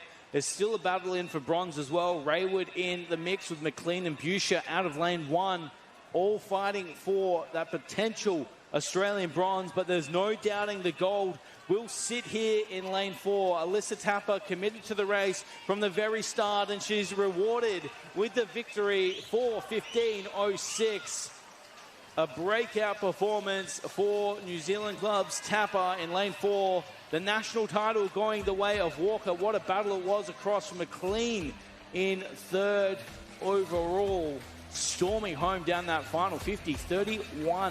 Leanne Buscher as well, looking to claim that residential bronze with a 31.68 to finish that race. Alyssa Tapper there doing a great job. Outside of that, those first 2 50s and the last 50, she solidly was holding 32s the whole way. So really consistent with that swim. Great last 50, 30.78. The second ahead of anyone else in that last 50. So really showing dominance in that 400 freestyle and showing that New Zealand has great depth in that distance event. So Walker will take the gold medal, and McLean in the silver, and Bersher in that bronze medal. So fantastic effort from those ladies in that A final, the 18-year-olds 400 freestyle. Alyssa Tapper, what a win, 4:15.06. The action continues here, and the Gold Coast Aquatic Centre putting on a show that the athletes are the stars of which. Thanks for joining us on Nine's Wide World of Sports. Plenty of action still to come.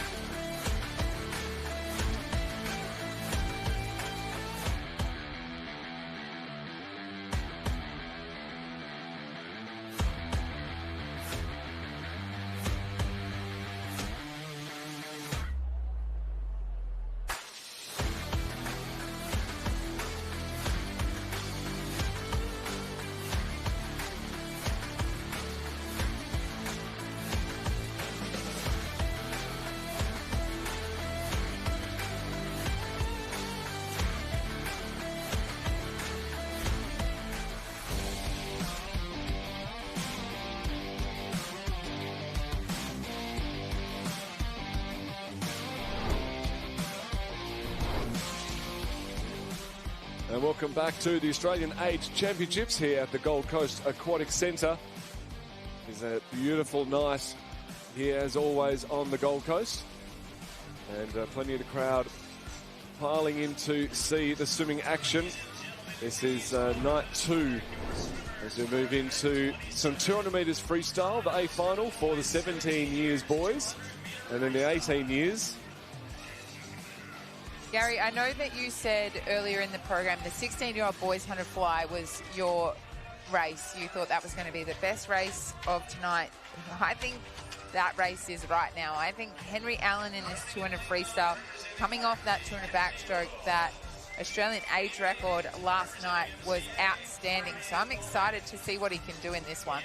Absolutely, and I had a chat to a few of the coaches earlier that have been doing a lot of work with Henry about this particular race, and I know they'd like to see him go under 1:50 for the first time. I think he's got the opportunity to blow that away, to be honest with you. Well, a time of 1:50.25 this morning.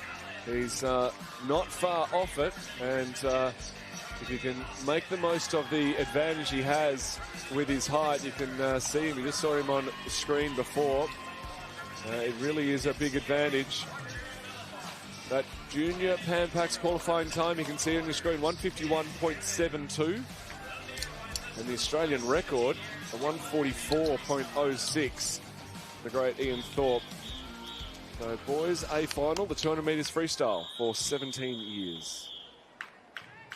Matria Honda in 5-2. He's going to be super strong in this. Won the 400 AM last night, so quite the battle here with these boys. Often racing in the boys, 17 years, 200 metres freestyle. Great start there in the middle of the pool from Henry Allen. And Machia Rondo in lane 5 going right with him.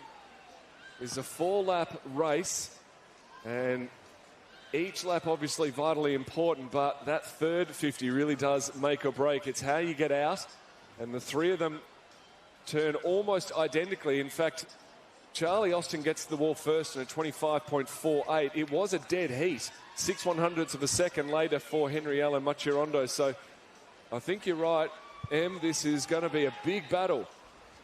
Yeah, looking very strong out there is our visitor, ever so slightly in front of those boys. But Austin doing great in 3 and Allen in 4, holding on for those top 3 positions as they come down to that turn. Nacho Honda taking that one out at the 100-metre mark, that 53.12 in front of Austin, 53.36 and 53.47 for Allen. Not much in it with those top three packed there. Well, what a third 50 we can see coming off. Mascirondo really pushed his way off the wall in that middle turn. And now the three of them are pushing each other hard. Charlie Austin doing a fantastic job sticking with him. He touches first to 121.72 and dead even again. We couldn't separate them in the 50. It's the same story at the 150. 121.91. This is a match race to the end. And it looks like Allen has got the legs on him. Look at that. He just bided his time. And now he's pushing. He got brought out beautifully by Charlie and Mascirondo as he comes down 5 metres to swim. And a beautiful time of 148.80. So he bypasses the 149 and goes straight to a 148. That is a pretty swift time from the 17-year-old. Wow, what an unbelievable swim from Henry Allen there. That 148.80 for a 17-year-old. Gary, that's very impressive. Yeah, it's very impressive, and the great thing about it is I know Henry focuses on the backstroke events, but to also be doing the 100 and 200 metres freestyle is great for swimming in Australia over the coming years. He paced that well too, didn't he? He didn't overreact when they were going out harder. Charlie Austin did a great job coming in second, a 150.01. Oliver Cormack, 151.57. Interestingly, Mascirondo actually got disqualified through there, so we'll have to see what that was for. But great swim there, 148.8 for the towering Henry Allen. Interesting to watch him race that. It seemed like he really stayed with those top two boys. He sort of used them to pace against, and it was like that last 50. He was like, see you later. Yeah, he waited. It wasn't like he was no slouch. He was there the whole way and recorded some very nice splits on the way to it. Welcome out the 18-year-olds. Yeah, the 18-year-olds. This is what I'm excited for. Will they see that challenge that Henry Allen's just thrown out, that 148.80, and try to better that in their final now? So those 18-year-olds coming out now. Backrell in 5, Wilson Moran in 4, Stratforth in 3, Lutton in 6. We saw him earlier. So and there's a big name in 1 that I almost forgot. Sam Welch is out there. He did a great swim this morning. You must have been happy with that, Welchie. Yeah, personal best is a lot of these guys are in the same boat. Going through year 12, it is hard trying to balance out their training and everything. But very happy to get an A swim. But speaking of big frames, Campbell Wilson Moran has got just that. He goes in fastest qualifier, and Lucas Fackrell, he knows how to go out hard. He is a really tough racer, so expect him to lead early and then see what the race produces. So the same qualifying time for the 18 years for that junior Pan Pac, so 151.72 just on your screen.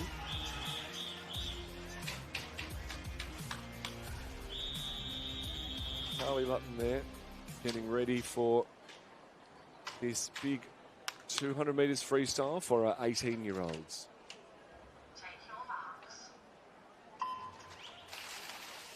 In the water after a big swim from Henry Allen in the 17-year-olds. It's the 18-year-olds' turn. And out very nicely in lane 6, Charlie Lutton wants to make a bit of a move. Also, Tomo Chadforth, Noah McGoffin out in 2.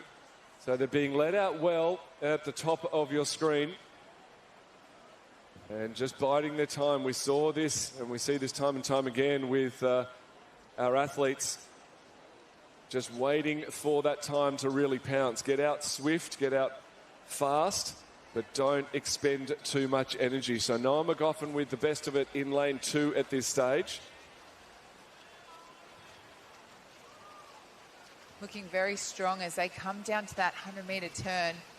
Still holding them off is McGoffin out of lane 2, doing a great job in that 54.06 to take out that first 100. Wilson Moran was 5th at that 50. He's now in that 2nd position currently, 54.40. And Fackrell in lane 5 is in that 3rd position right now. So This is where it's all changing, and those boys are really pushing through. As we come down to the last 75 metres of this race, this turn is crucial, and getting to that wall first is on the line, because a champion will be crowned. Lutton turning through at that 150 mark, that 122.84 in front of McGoffin and Stradforth in 3, and Wilson Moran in that 4th position currently, as those boys are fighting it out. Those top 5 spots are very tight as they come down to the last 15 metres. It might be Stradforth in 3 holding them out, but Fackrell in 5 is looking strong down to the wall. Stradforth with the win, 150.05. What a swim. Yeah, very nicely paced swim. It really was almost anyone's race with 50 metres to go. And a sprint to the line. Dean Stradforth the winner. Fackrell in 2nd, Wilson Moran in 3rd. 4th for Lutton. And McGoffin held on for 5th. So nice swimming by the boys. And not much in it at all. 150.05, 150.13, 150.19 to be your gold, silver and bronze medalist. Nothing in it at all. And what a strong battle for those top 3 spots. So no one underneath that 150 mark. But I felt they took it out pretty conservatively, Gary, didn't they? They definitely didn't overswim the first 50. If anything, might sound a bit harsh, but they probably underswum the first 50. Oh, I think definitely, Matt. And I think what happens in a race like that, where you've got so many boys that are so close together, is they're just watching each other. And we've seen this happen with the open men's 200 freestyle as well. Seems to be the event where we're really strong, but we have a whole number of swimmers all within that band. And so they end up going out 54.4, 54.5, 54.6. And you're not going to go under 1 minute 50 if you go out that time. And these are boys that can swim 49 seconds for 100 metres. So going out 52.5 feet on the wall is easy swimming for them. So I think they've got a bit caught up in racing each other, which is just fascinating to watch. I would find it very interesting to see if both of those boys, the 17 and the 18, swam together, whether that would push those 18-year-olds up. I think watching them all, they all just waited for the other person to make a move, whereas in that 17-year-old final, it was one person and those other 2 boys had to chase him. Otherwise, they would have been left behind. Well, they really worked in a positive way. The 3 of them worked positively towards each other. I think that big group of boys in that 18 just did hold each other back. But we saw them race this morning in the heats. Finals, they do separate. As we move forward now to the girls, 13 to 14 years, 100 metres backstroke. So we have the A final for the 13 years first. And our fastest qualifier, Aliyah Mabtal from St. Peter's Western, her teammate in lane 3, Sienna Tavan. Amelia Belachovsky in lane 5. Take your marks. So after this morning's swim in the bright light here at the Gold Coast Aquatic Centre, now the girls are up and swimming backstroke in the relative calmness of the darker night. And swimming nicely initially is probably Kira Stubbings in lane 6 with a slight lead over the field. So she's in a great position at the moment, and if anything, just pushing further ahead coming into this first turn. Moving over the lane rope just a little bit. She turns first on a 31.74. We know the second 50 is ultimately important, but she's got a nice lead. Anna Kang there, it was 4th through at the turn and trying to make a bit of a move on Stubbings in 6. Belachovsky in 5, also looking good. Nixon out of lane 0, also very strong on that first 50 and trying to hold on in that 3rd position. But Stubbins did a great first 50 and just holding on the lead there. And it's quite the battle coming down under the flags. Those girls are pushing, but it will be Stubbins taking the win, that 106.25. Oh, fantastic swim there from Kira. She's had a big season racing for her school back home, Genazzano. 106.25, 106.44 for Veloshovsky.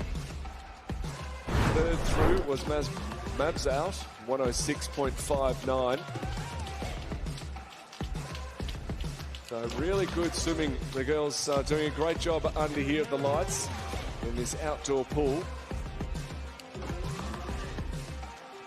I'm sure all the coaches at Camberwell Grammar will be very happy to for her to be taking that one out.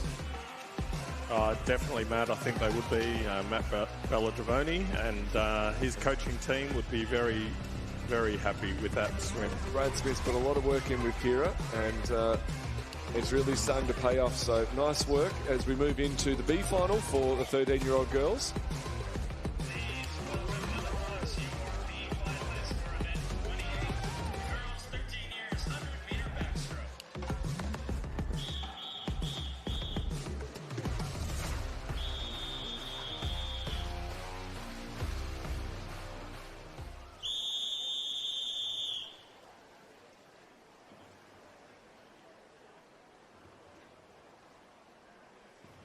Take your marks.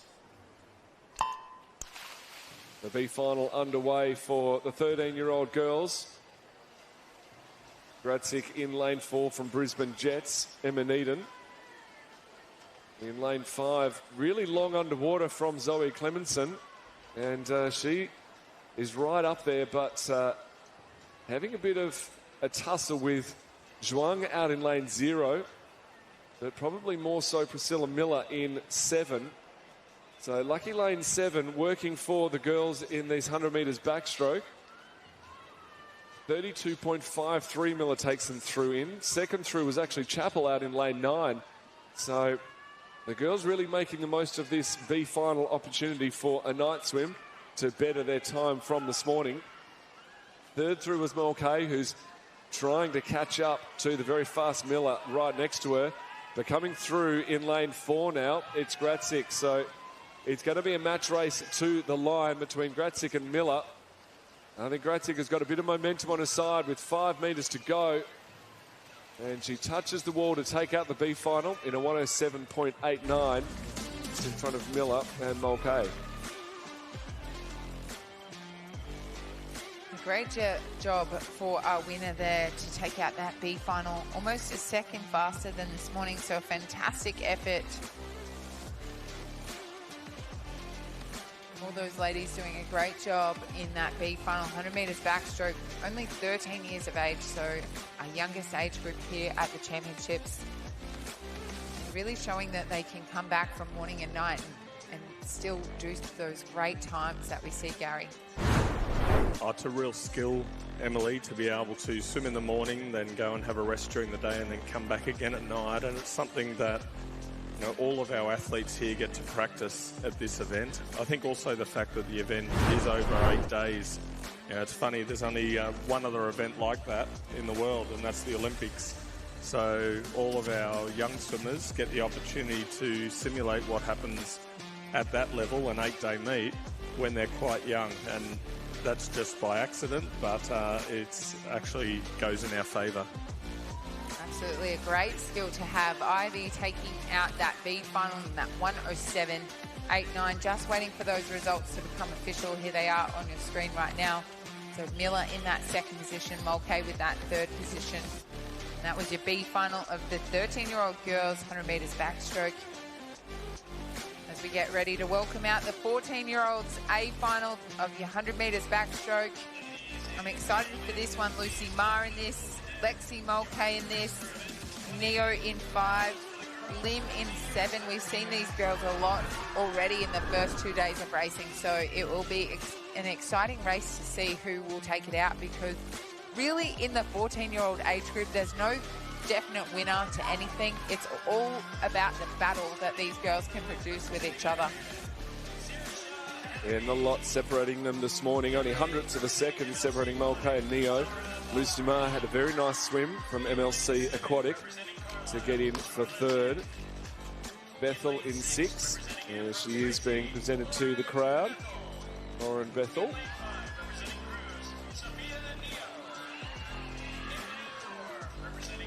The Australian record of 1:00.51 still held by our own Emily Seabom. Lucy Ma also won the 100 metres breaststroke last night. So breaststroke, backstroke, we don't see that often at all. Backstroker being great at breaststroke. I'm really impressed with multiple people, not just her, but multiple people swimming such diverse races from IMs to breaststroke to backstroke to everything in between. So huge diversity in disciplines. Makes training interesting. Like we said, you shouldn't really fine-tune at 14 years old. You should do every single race that you can do, and later on you can fine-tune. Take your marks. Well, a long hold for the start of the 14 years A final in the 100 metres backstroke, but they get away cleanly. Nice start there from Lexi Mulcahy in lane 4.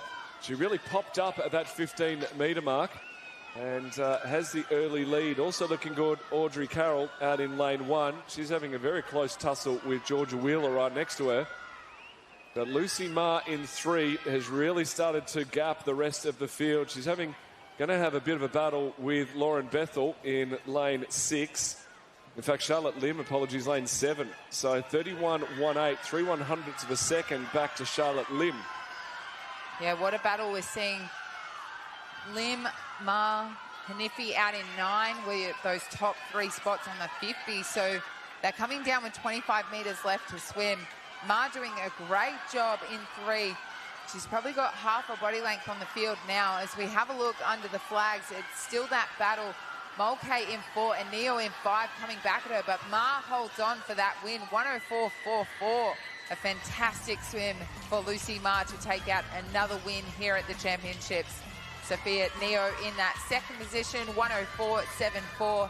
And Lexi Mulcahy in that 4th position. But Charlotte Lim snuck in for that 3rd position, 104.84. There's not much in it with those top 4 spots. What a great reaction from Lucy Ma. She loves us.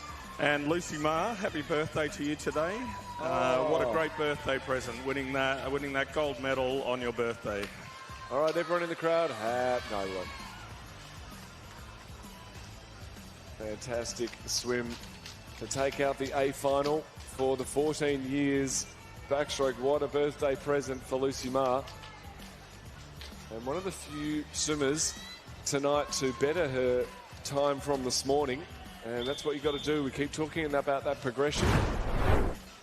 Improving, learning from one swim to the next and getting better. It is so important as part of the development of your race skills and even confidence moving forward, knowing that you can better those swims. So results for the A final are official. Lucy Ma takes it out with a 104.44, 3rd of a second ahead of Sophia Neo. And then Charlotte Lim, very close, only 100ths of a second separating Mulcahy. Lauren in for 5th. And Lucy Ma, obviously only 14 years of age, but I feel like a name to remember over the coming years. Very strong in multiple different events. As we have a look now, this is your B final of the 14-year-old girls, 100 metres backstroke. What can they produce on this one? Well, as usual in these B finals, and almost like a non-seeded heat, not a lot separating the field, about a second after the heats this morning. So this is your 11th place getter after the heats this morning, up to 20. And a great opportunity to better that time from this morning.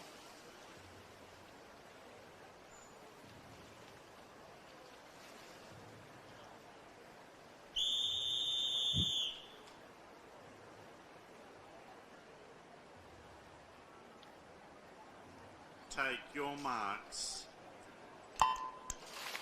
A nice clean start in the B final for the girls, 14 years, 100 metres backstroke. Long way underwater for lane 5, Tiffany Miette. He came up, just popped out of the water, much like we saw in the previous heat with Lucy Ma. Let's see if she can emulate that swim. She's really separated herself from the field at this early stage. We know how important the first 50 is, but or the second 50 rather, but if you can start the second one before anyone else, that's got to be an advantage as well. Turning through in that 31.82. Pettigrew in that second position, 32.12. And Roxanne out there in lane number 8. Alberton doing a great job in that third position, 32.17. As they come down to the final 25 metres left to swim, looking strong out there. Innes in 3. But it will be Pettigrew in 6, coming through strong on the last 5 metres. She will get her hand on the wall first in that 105.61. Alberton in that second touch, 106.88. Great job from those first 2 spots. That 107.02 taking out that win. Sorry, that's a 105.61. So, the final swum for the girls 14 years. As we look forward in the program now to the boys 13 to 14 years 100 metres breaststroke. We have the 13 years A final, B final, and the same for the 14 years A final and B final. Australian record for the 13 years held by Cohen Tarrant, a 105.67. It's about 2 seconds faster than Nash Hawkins, our fastest qualifier this morning swam, but that is a heat swim. There's always that progression we talked about, trying to improve for the night. And see if you can give it a bit of a nudge. So 2 laps of breaststroke. We often see the breaststroke results being defined by getting onto that wall on a full touch, especially in the 50s. And we'll see the battles that are going to be produced in this 13 years 100 metres. Sunny Kiddo in lane 6. Just got out of bed, obviously, with his PJs on. Bit of Hello Kitty there. Don't see that often in a men's 100 breaststroke. No, Gabriel Yeo, I think that was. I like it. I love pink, so I'm all about that. I think with this 13-year-olds, they're so young. Hawkins and Chang in 4 and 5 were the only boys under that 110 barrier this morning. So maybe that battle is between 4 and 5, but you never know. Sunny Kito, he was super strong earlier. Take your marks. So who will be crowned the Australian champion in the boys 13 years 100-metre breaststroke? A solid start across the field as they now get through the 15-metre mark. You can see a strong technique coming from 5, Liam Chang of New Swim, starting to get through this race, but all the early favourites in contention, and Hunter Barstow out in lane 0 for Chandler. Can't count him out. Looking really nice, Liam Chang in lane 5. Beautiful long glide in the stroke, 31.73 in front of Hawkins, 32.30, who held in front of Gabriel Yeo in lane 3. Now the battle is really on in this second 50. Chang driving forward, but I think Hawkins probably has the momentum on his side. He's driven up right next to Chang and past him. And with some real dash of speed in the last 10 to 15 metres, it's going to be Nash Hawkins all the way. A 106.46. Fantastic swim to take out the 13 years A final. Very strong back-end swim, and time again we see the person with the fastest second 50 is the one to take the win. Came back in a 34.16. No one else in the field. Well, only one other, in fact. Sunny Kiddo broke 36, so he was good 2 seconds ahead of pretty much anyone else in the field was Hawkins. Less than 2 seconds separating that first to second 50 as well. That's a really classy 100-metre breaststroke, and you can see why the very well-deserved gold medal, as we now have the confirmed results on the screen. Chang in second, you're rounding out the top three. A very strong performance from the 13 years boys. We continue that fine form as we welcome our B finalists to the pool deck. The breaststroke extravaganza continues here. All sitting in that 1:13, 1:14 mark. There's about under a second between all 10 of these boys, so this should be quite a battle to see who can get their hand on that wall in that B final, who can take that win. That A final was super strong there with that 106.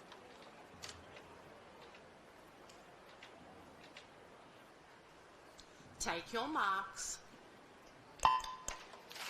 Kind of a second separating it through 11 to 20 as we get ready to see who will take out our B final crown. Driving through the water, it is Car of Western, the fastest through the heats and the fastest through the first 25. Not a lot across the pool here in the B final, but it is Ethan Carr who wants to get to that first wall first. He does so in a time of 33.70. Darren Kewer 34.15. So second place out in lane 9. Third through was Kim in lane 6. But Ethan Carr doing a fantastic job staying in front of Jacob Jones next to him. So Jones really coming into the fray now. Harrison Green just off the pace a little bit. Liam Tealby out in lane 2, wanting to get a bit as well. He looks like he's moving up. In fact, it's going to be 5. Jacob Jones really pushed it hard in that second 50 and potentially the last 25. So Jones in with a 112.69. Second through was Carr, who led most of the way at 113.1, half a second off Jones. And then Liam Tealby at 113.3. So great racing there in the B final for the 13 years 100 metres breaststroke. As we now move to the 14 years A final. So some great racing here in the 100 metres breaststroke. We've done the 2 13 years, now onto the 2 14 years. And the second 50 really is determining our winners here. This 14 years final setting up another mouth-watering battle. 105.79, the fastest through. Quinn Richards from Camberwell Grammar looms large over the field. But first we'll confirm the results here. It is as it was on the wall. Jacob Jones first through, 112.69. But another national title on the line here, as it has been the case throughout the championships and will be remaining the way. The 14 years boys now have that chance to claim glory in the 100 breaststroke. Richards was your fastest qualifier this morning, that 105.79. In front of Anderson there in that 106.12. And there were a fair few boys sitting in that 106 mark. So 4 of them sitting in that 106. So could be quite interesting tonight. We see a lot of those breaststrokers from Camberwell Grammar. Is that a strong breaststroke program? I think it's just a strong program. No, very diverse training program there, looking after all disciplines, and Quinn doing a great job in the breaststroke. And, now, you said something about him holding the record. Well, he actually went fast. He broke the Australian record in his school competition. So in the AGSV competition, he went a 103. So the Australian record's a 104.2. He went a 103. Whether that wasn't deemed, or wasn't official, or whatever reason, I'm pretty sure it was, but for whatever reason it hasn't been held. But he's got a chance to do it tonight, and that's where he's at. So regardless of that swim, he knows he can do it, and he's got the middle lane today. And he's just seen his teammate Kira Stubbings take out her first national final. Eyes on Quinn, middle of the field, for maybe an Australian record. Take your marks.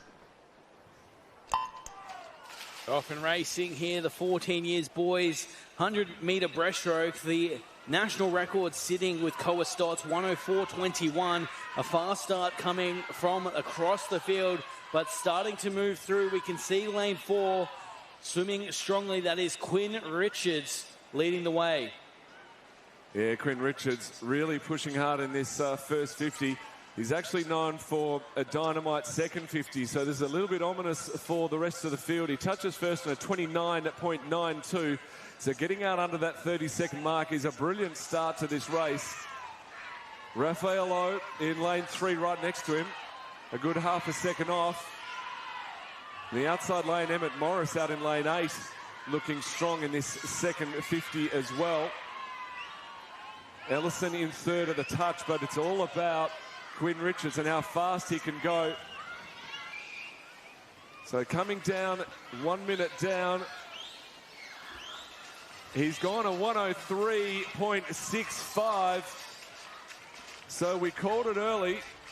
That breaks the 14-year-old all-comers record and the Australian record held by Koa Stotts, set at this competition last year. So a big swim there from Quinn Richards with a 103.65. And a big shout out to Brad Smith at Canberra Grammar for the incredible work he's doing with Quinn to, gotta say, smash that record. So first 14-year-old ever under 1 minute and 4 seconds. Must be doing something right at Camberwell Grammar, that's for sure. But a very nonchalant response. Question I have for you, Matt, is did it beat the time at the school meet? I think it was pretty much bang on, or a little bit quicker. So personal best time there, but yeah, very chilled, and as you say, nonchalant is Mr. Richards. What a moment for the 14 years boys 100-metre breaststroke. As you said, the first ever under that 104 mark, 103.65. He's obliterated Koa Stotts as well. We'll see him in action in 15 years in just a couple of days. That record only standing for a year, but still a massive mark for those athletes, and a massive congratulations to Richards there taking it out. But our attention turns here to the B finalists as they now stand on the blocks. Take your marks.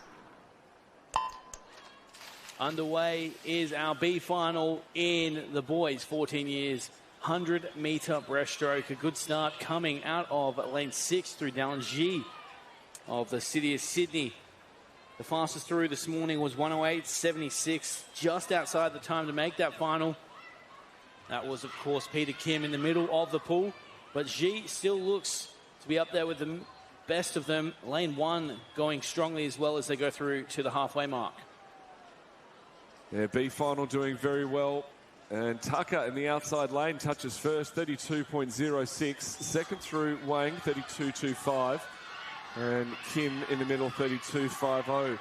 We know the benefit of that first 50, setting them up well for the second, but it really is the speed you can generate in the second. We saw it race after race. We just saw it with Quinn Richards. Record-breaking swim in the A final, now into the B. And it's a great battle between Kim and Wang.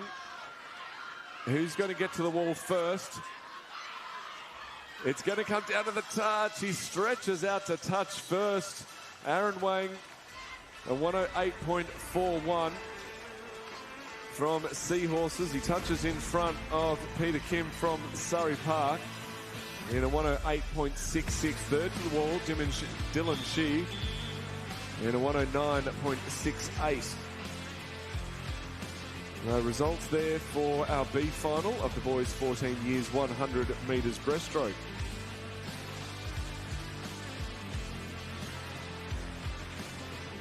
So confirming there the boys 14 years 100 breaststroke. What a race it was. Still some action left in the pool. Don't go anywhere. This is Nine's Wide World of Sport, the coverage of day 2 of the 2026 Australian Open Age Championships.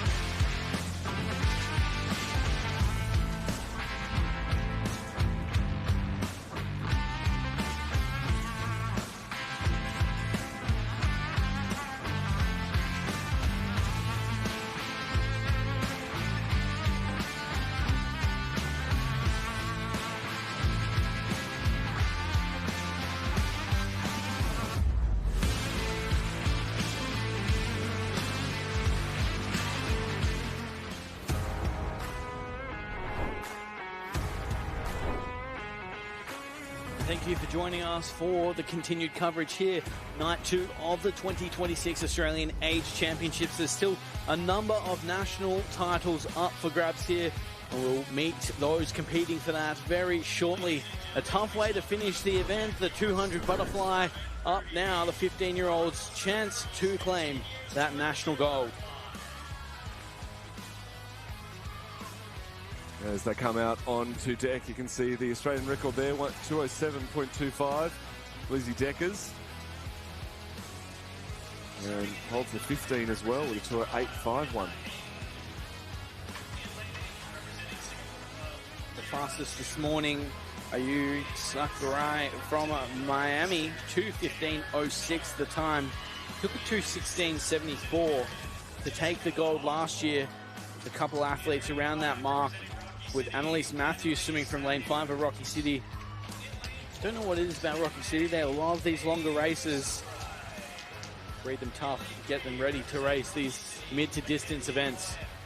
Well, they're ranked second and third, but they are the first two Australian, as the fastest is under a visitor. So swimming for Miami, but a visitor to these championships. I think Rocky City just is known for that, producing swimmers that are able to swim hard races. The 200 butterfly is a hard race. They also do a lot of those distance events as well. So a great program to be a part of, Rocky City. Take your marks. See how Rocky City fares here. They are up against it with Sakurai. A great start coming from her in lane 4. Matthews in 5. 6 swimming strongly as well. That's Jessica Osborne and Marion.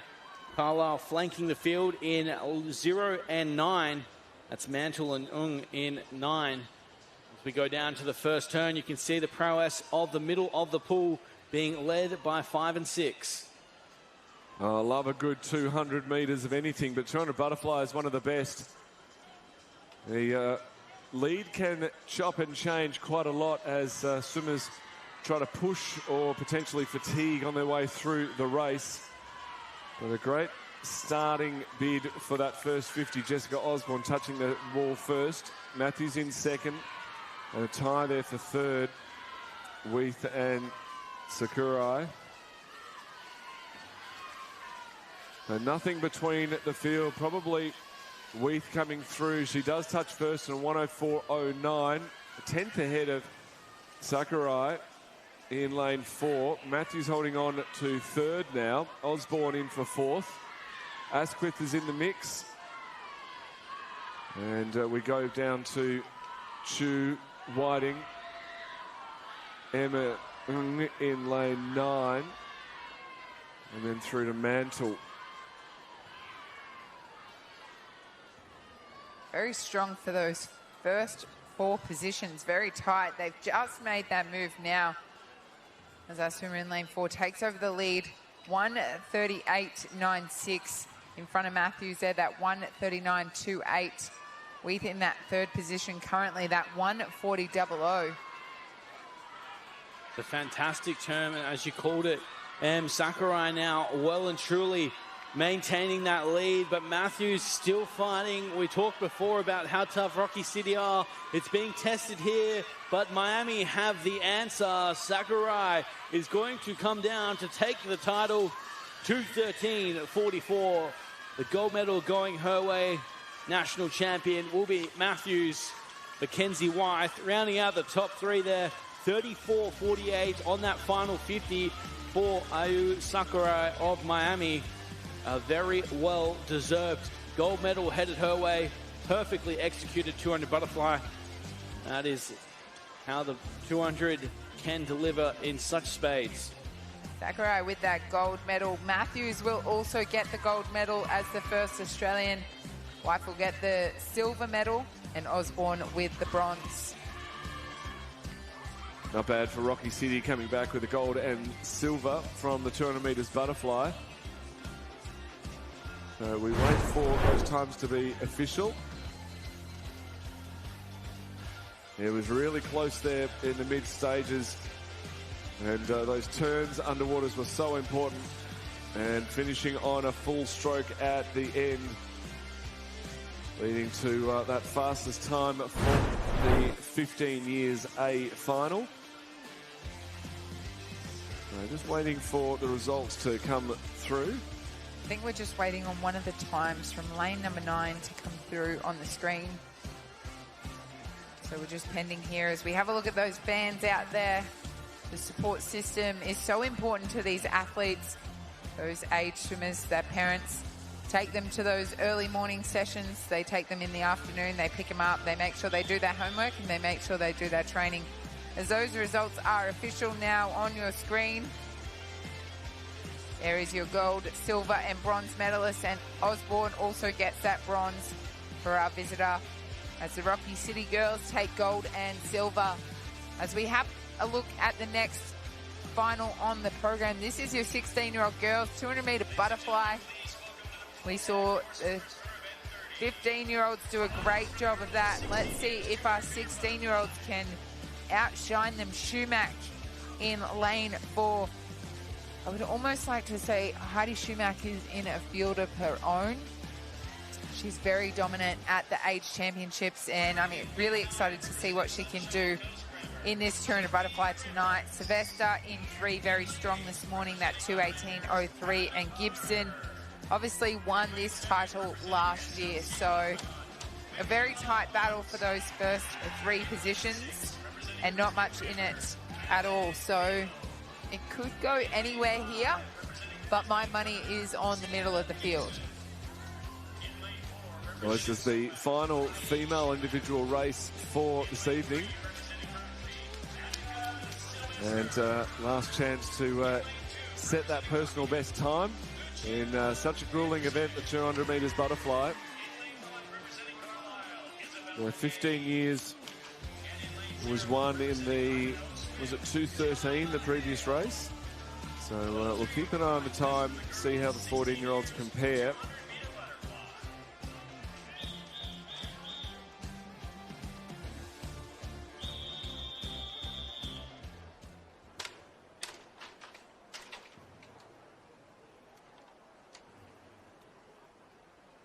Take your marks.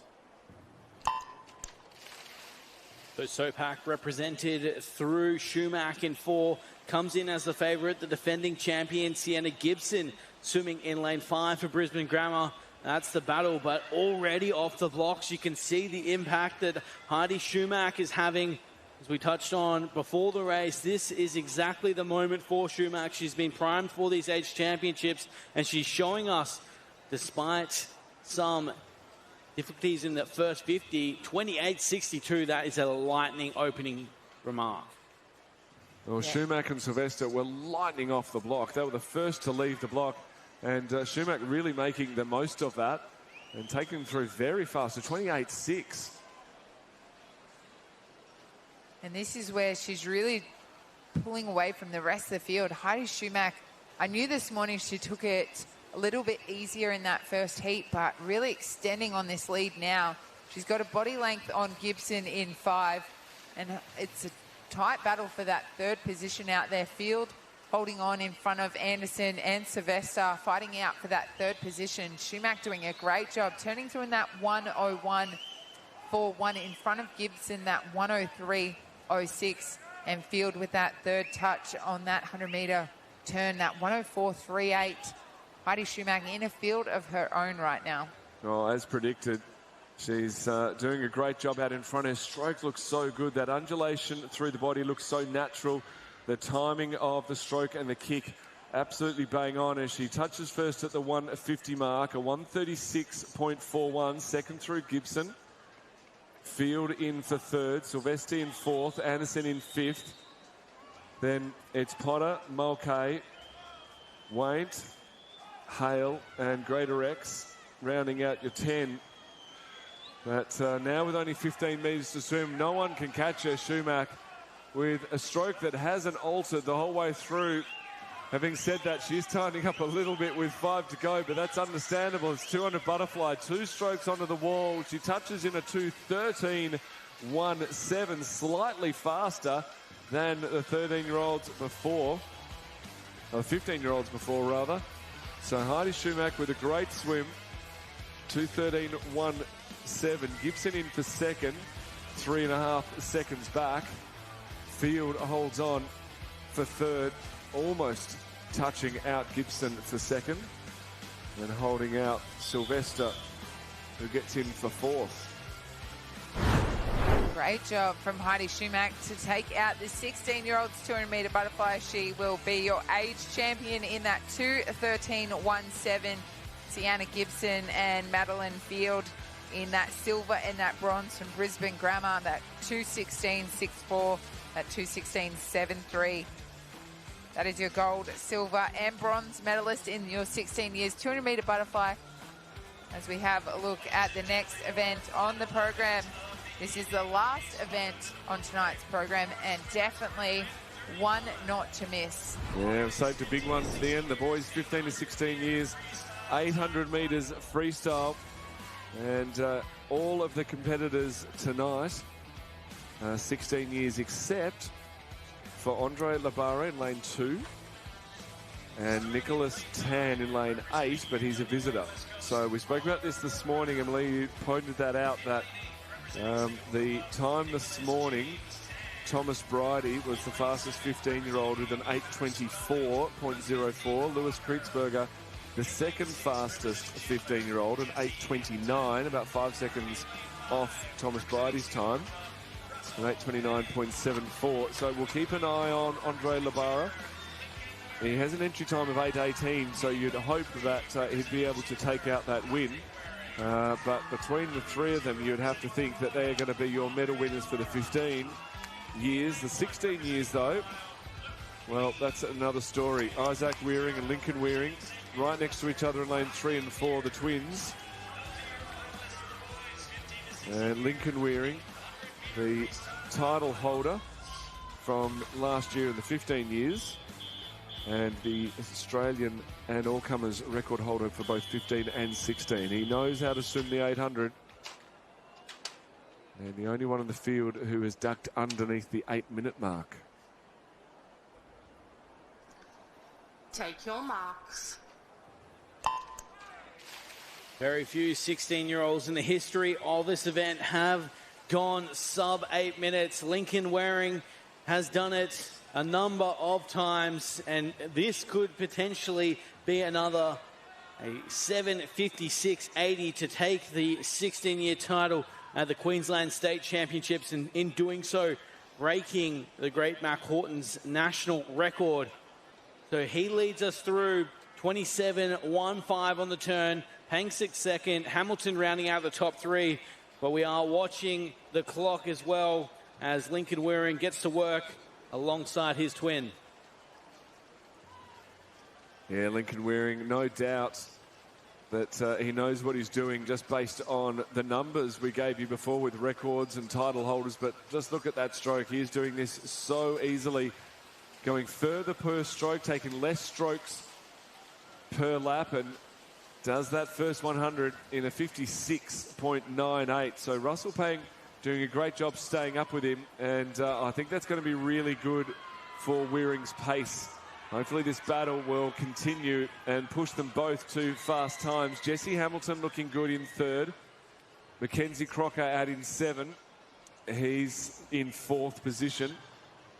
Before we move down to Riley Mears in the outside lane 0 in for 5th, and then Isaac Wearing holding down 6th at the 100 metre, but being pushed back to 8th on that turn. So Lincoln Wearing just starting to try to make a move now. 16 laps in this 800 metres freestyle, and 3.5 done as we come down to the 200 metre mark. He's looking fantastic, Lincoln Wearing, just really long in his stroke.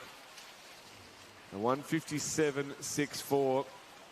So he's consistently now holding basically 30 points for his 50s. He went 29.8 through second, 30.3, 30.3 for his last 2. And if he continues this sort of pace, he's right on track for that Australian record in the 16 years. It was set in December last year. Time of 7:56.80. And he's going to be right on track. Yeah, you're so right, Matt. He looks absolutely incredible out in front. What I love about Lincoln's stroke here is just engaging those feet ever so slightly to have the balance through the stroke without overcommitting to the kick, which will ultimately cost him later in the race. Probably wouldn't have been expecting to see Pang next to him, but what I've loved about this opening 300 meters is he has not got out of control. He's just starting to tick down to the 30-point lows, 30.29 on that last lap. Really consistent, as you called with Sam Short over the Australian Open Championships. This is how he approaches his racing. Lincoln raced against Sam at the Queensland State Championships when he did break this Australian record, so he knows how to put together a solid 800 freestyle, and that's exactly what's playing out here as they come to the 350 mark. Lincoln Wearing doing a great job of this 800. He's pulling away from Pang now in that second position. He's holding on to around his feet now.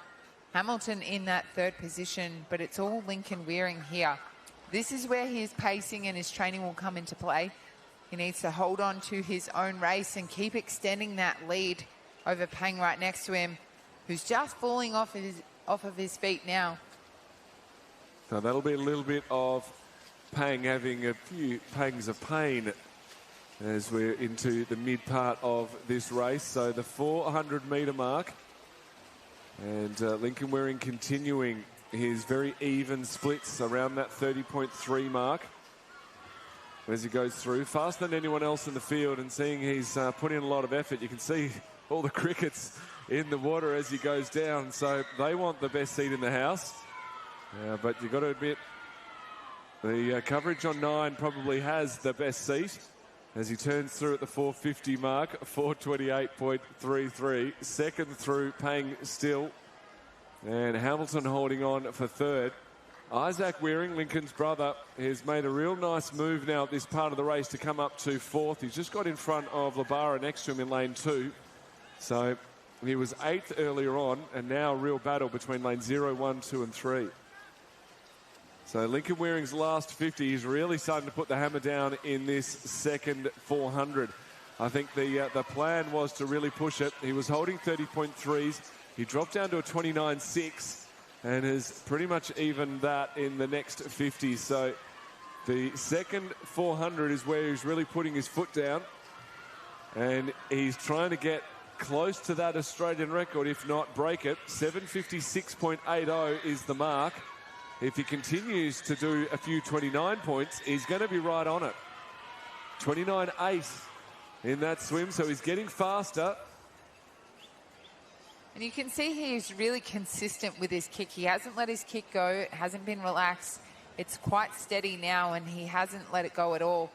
And he's breathing to Pang's side so he can see those boys on those turns and trying to extend that lead more and more every 100 he goes through as he comes down to that turn now, that 600-metre mark.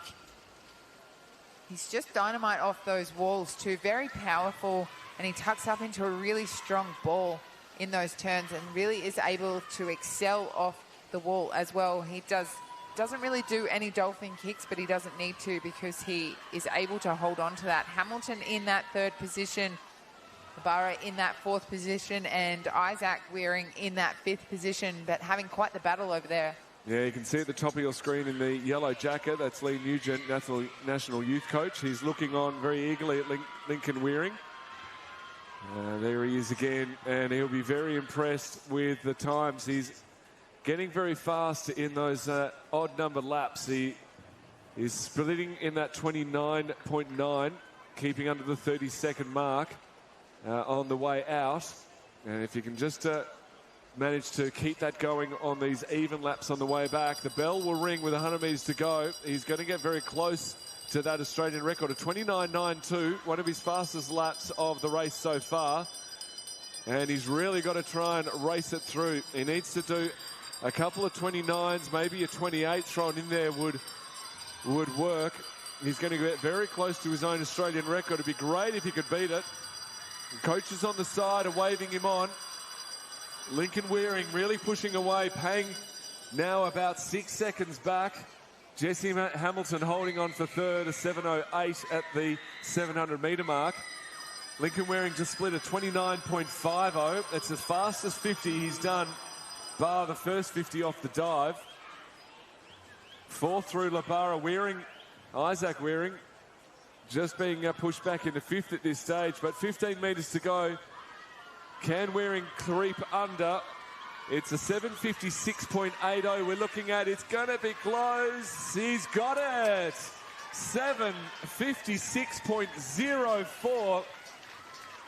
He breaks his own Australian record by about 2/3 of a second. And he did a lot of that work in the last 50. Came back in a 28.21. Lincoln Wearing, what a swim. What an Australian record.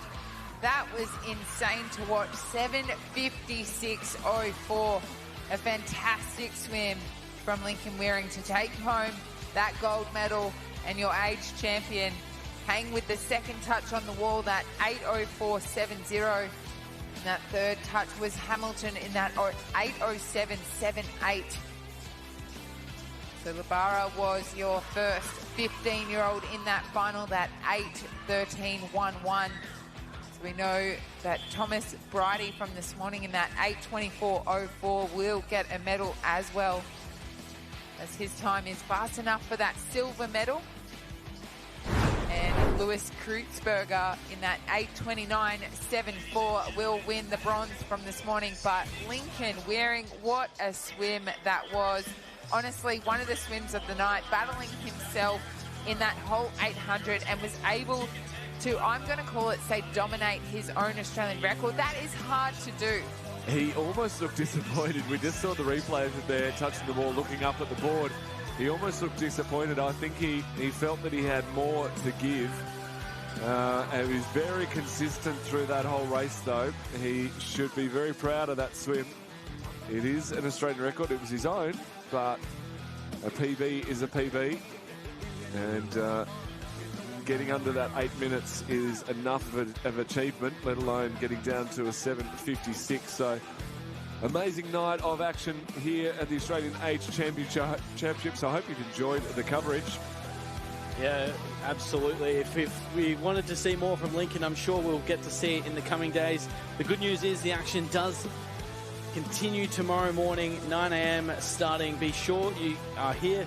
I am Rollo, joined this evening by Matt Welsh and MC One. Thanks for joining us on Nine's Wide World of Sports.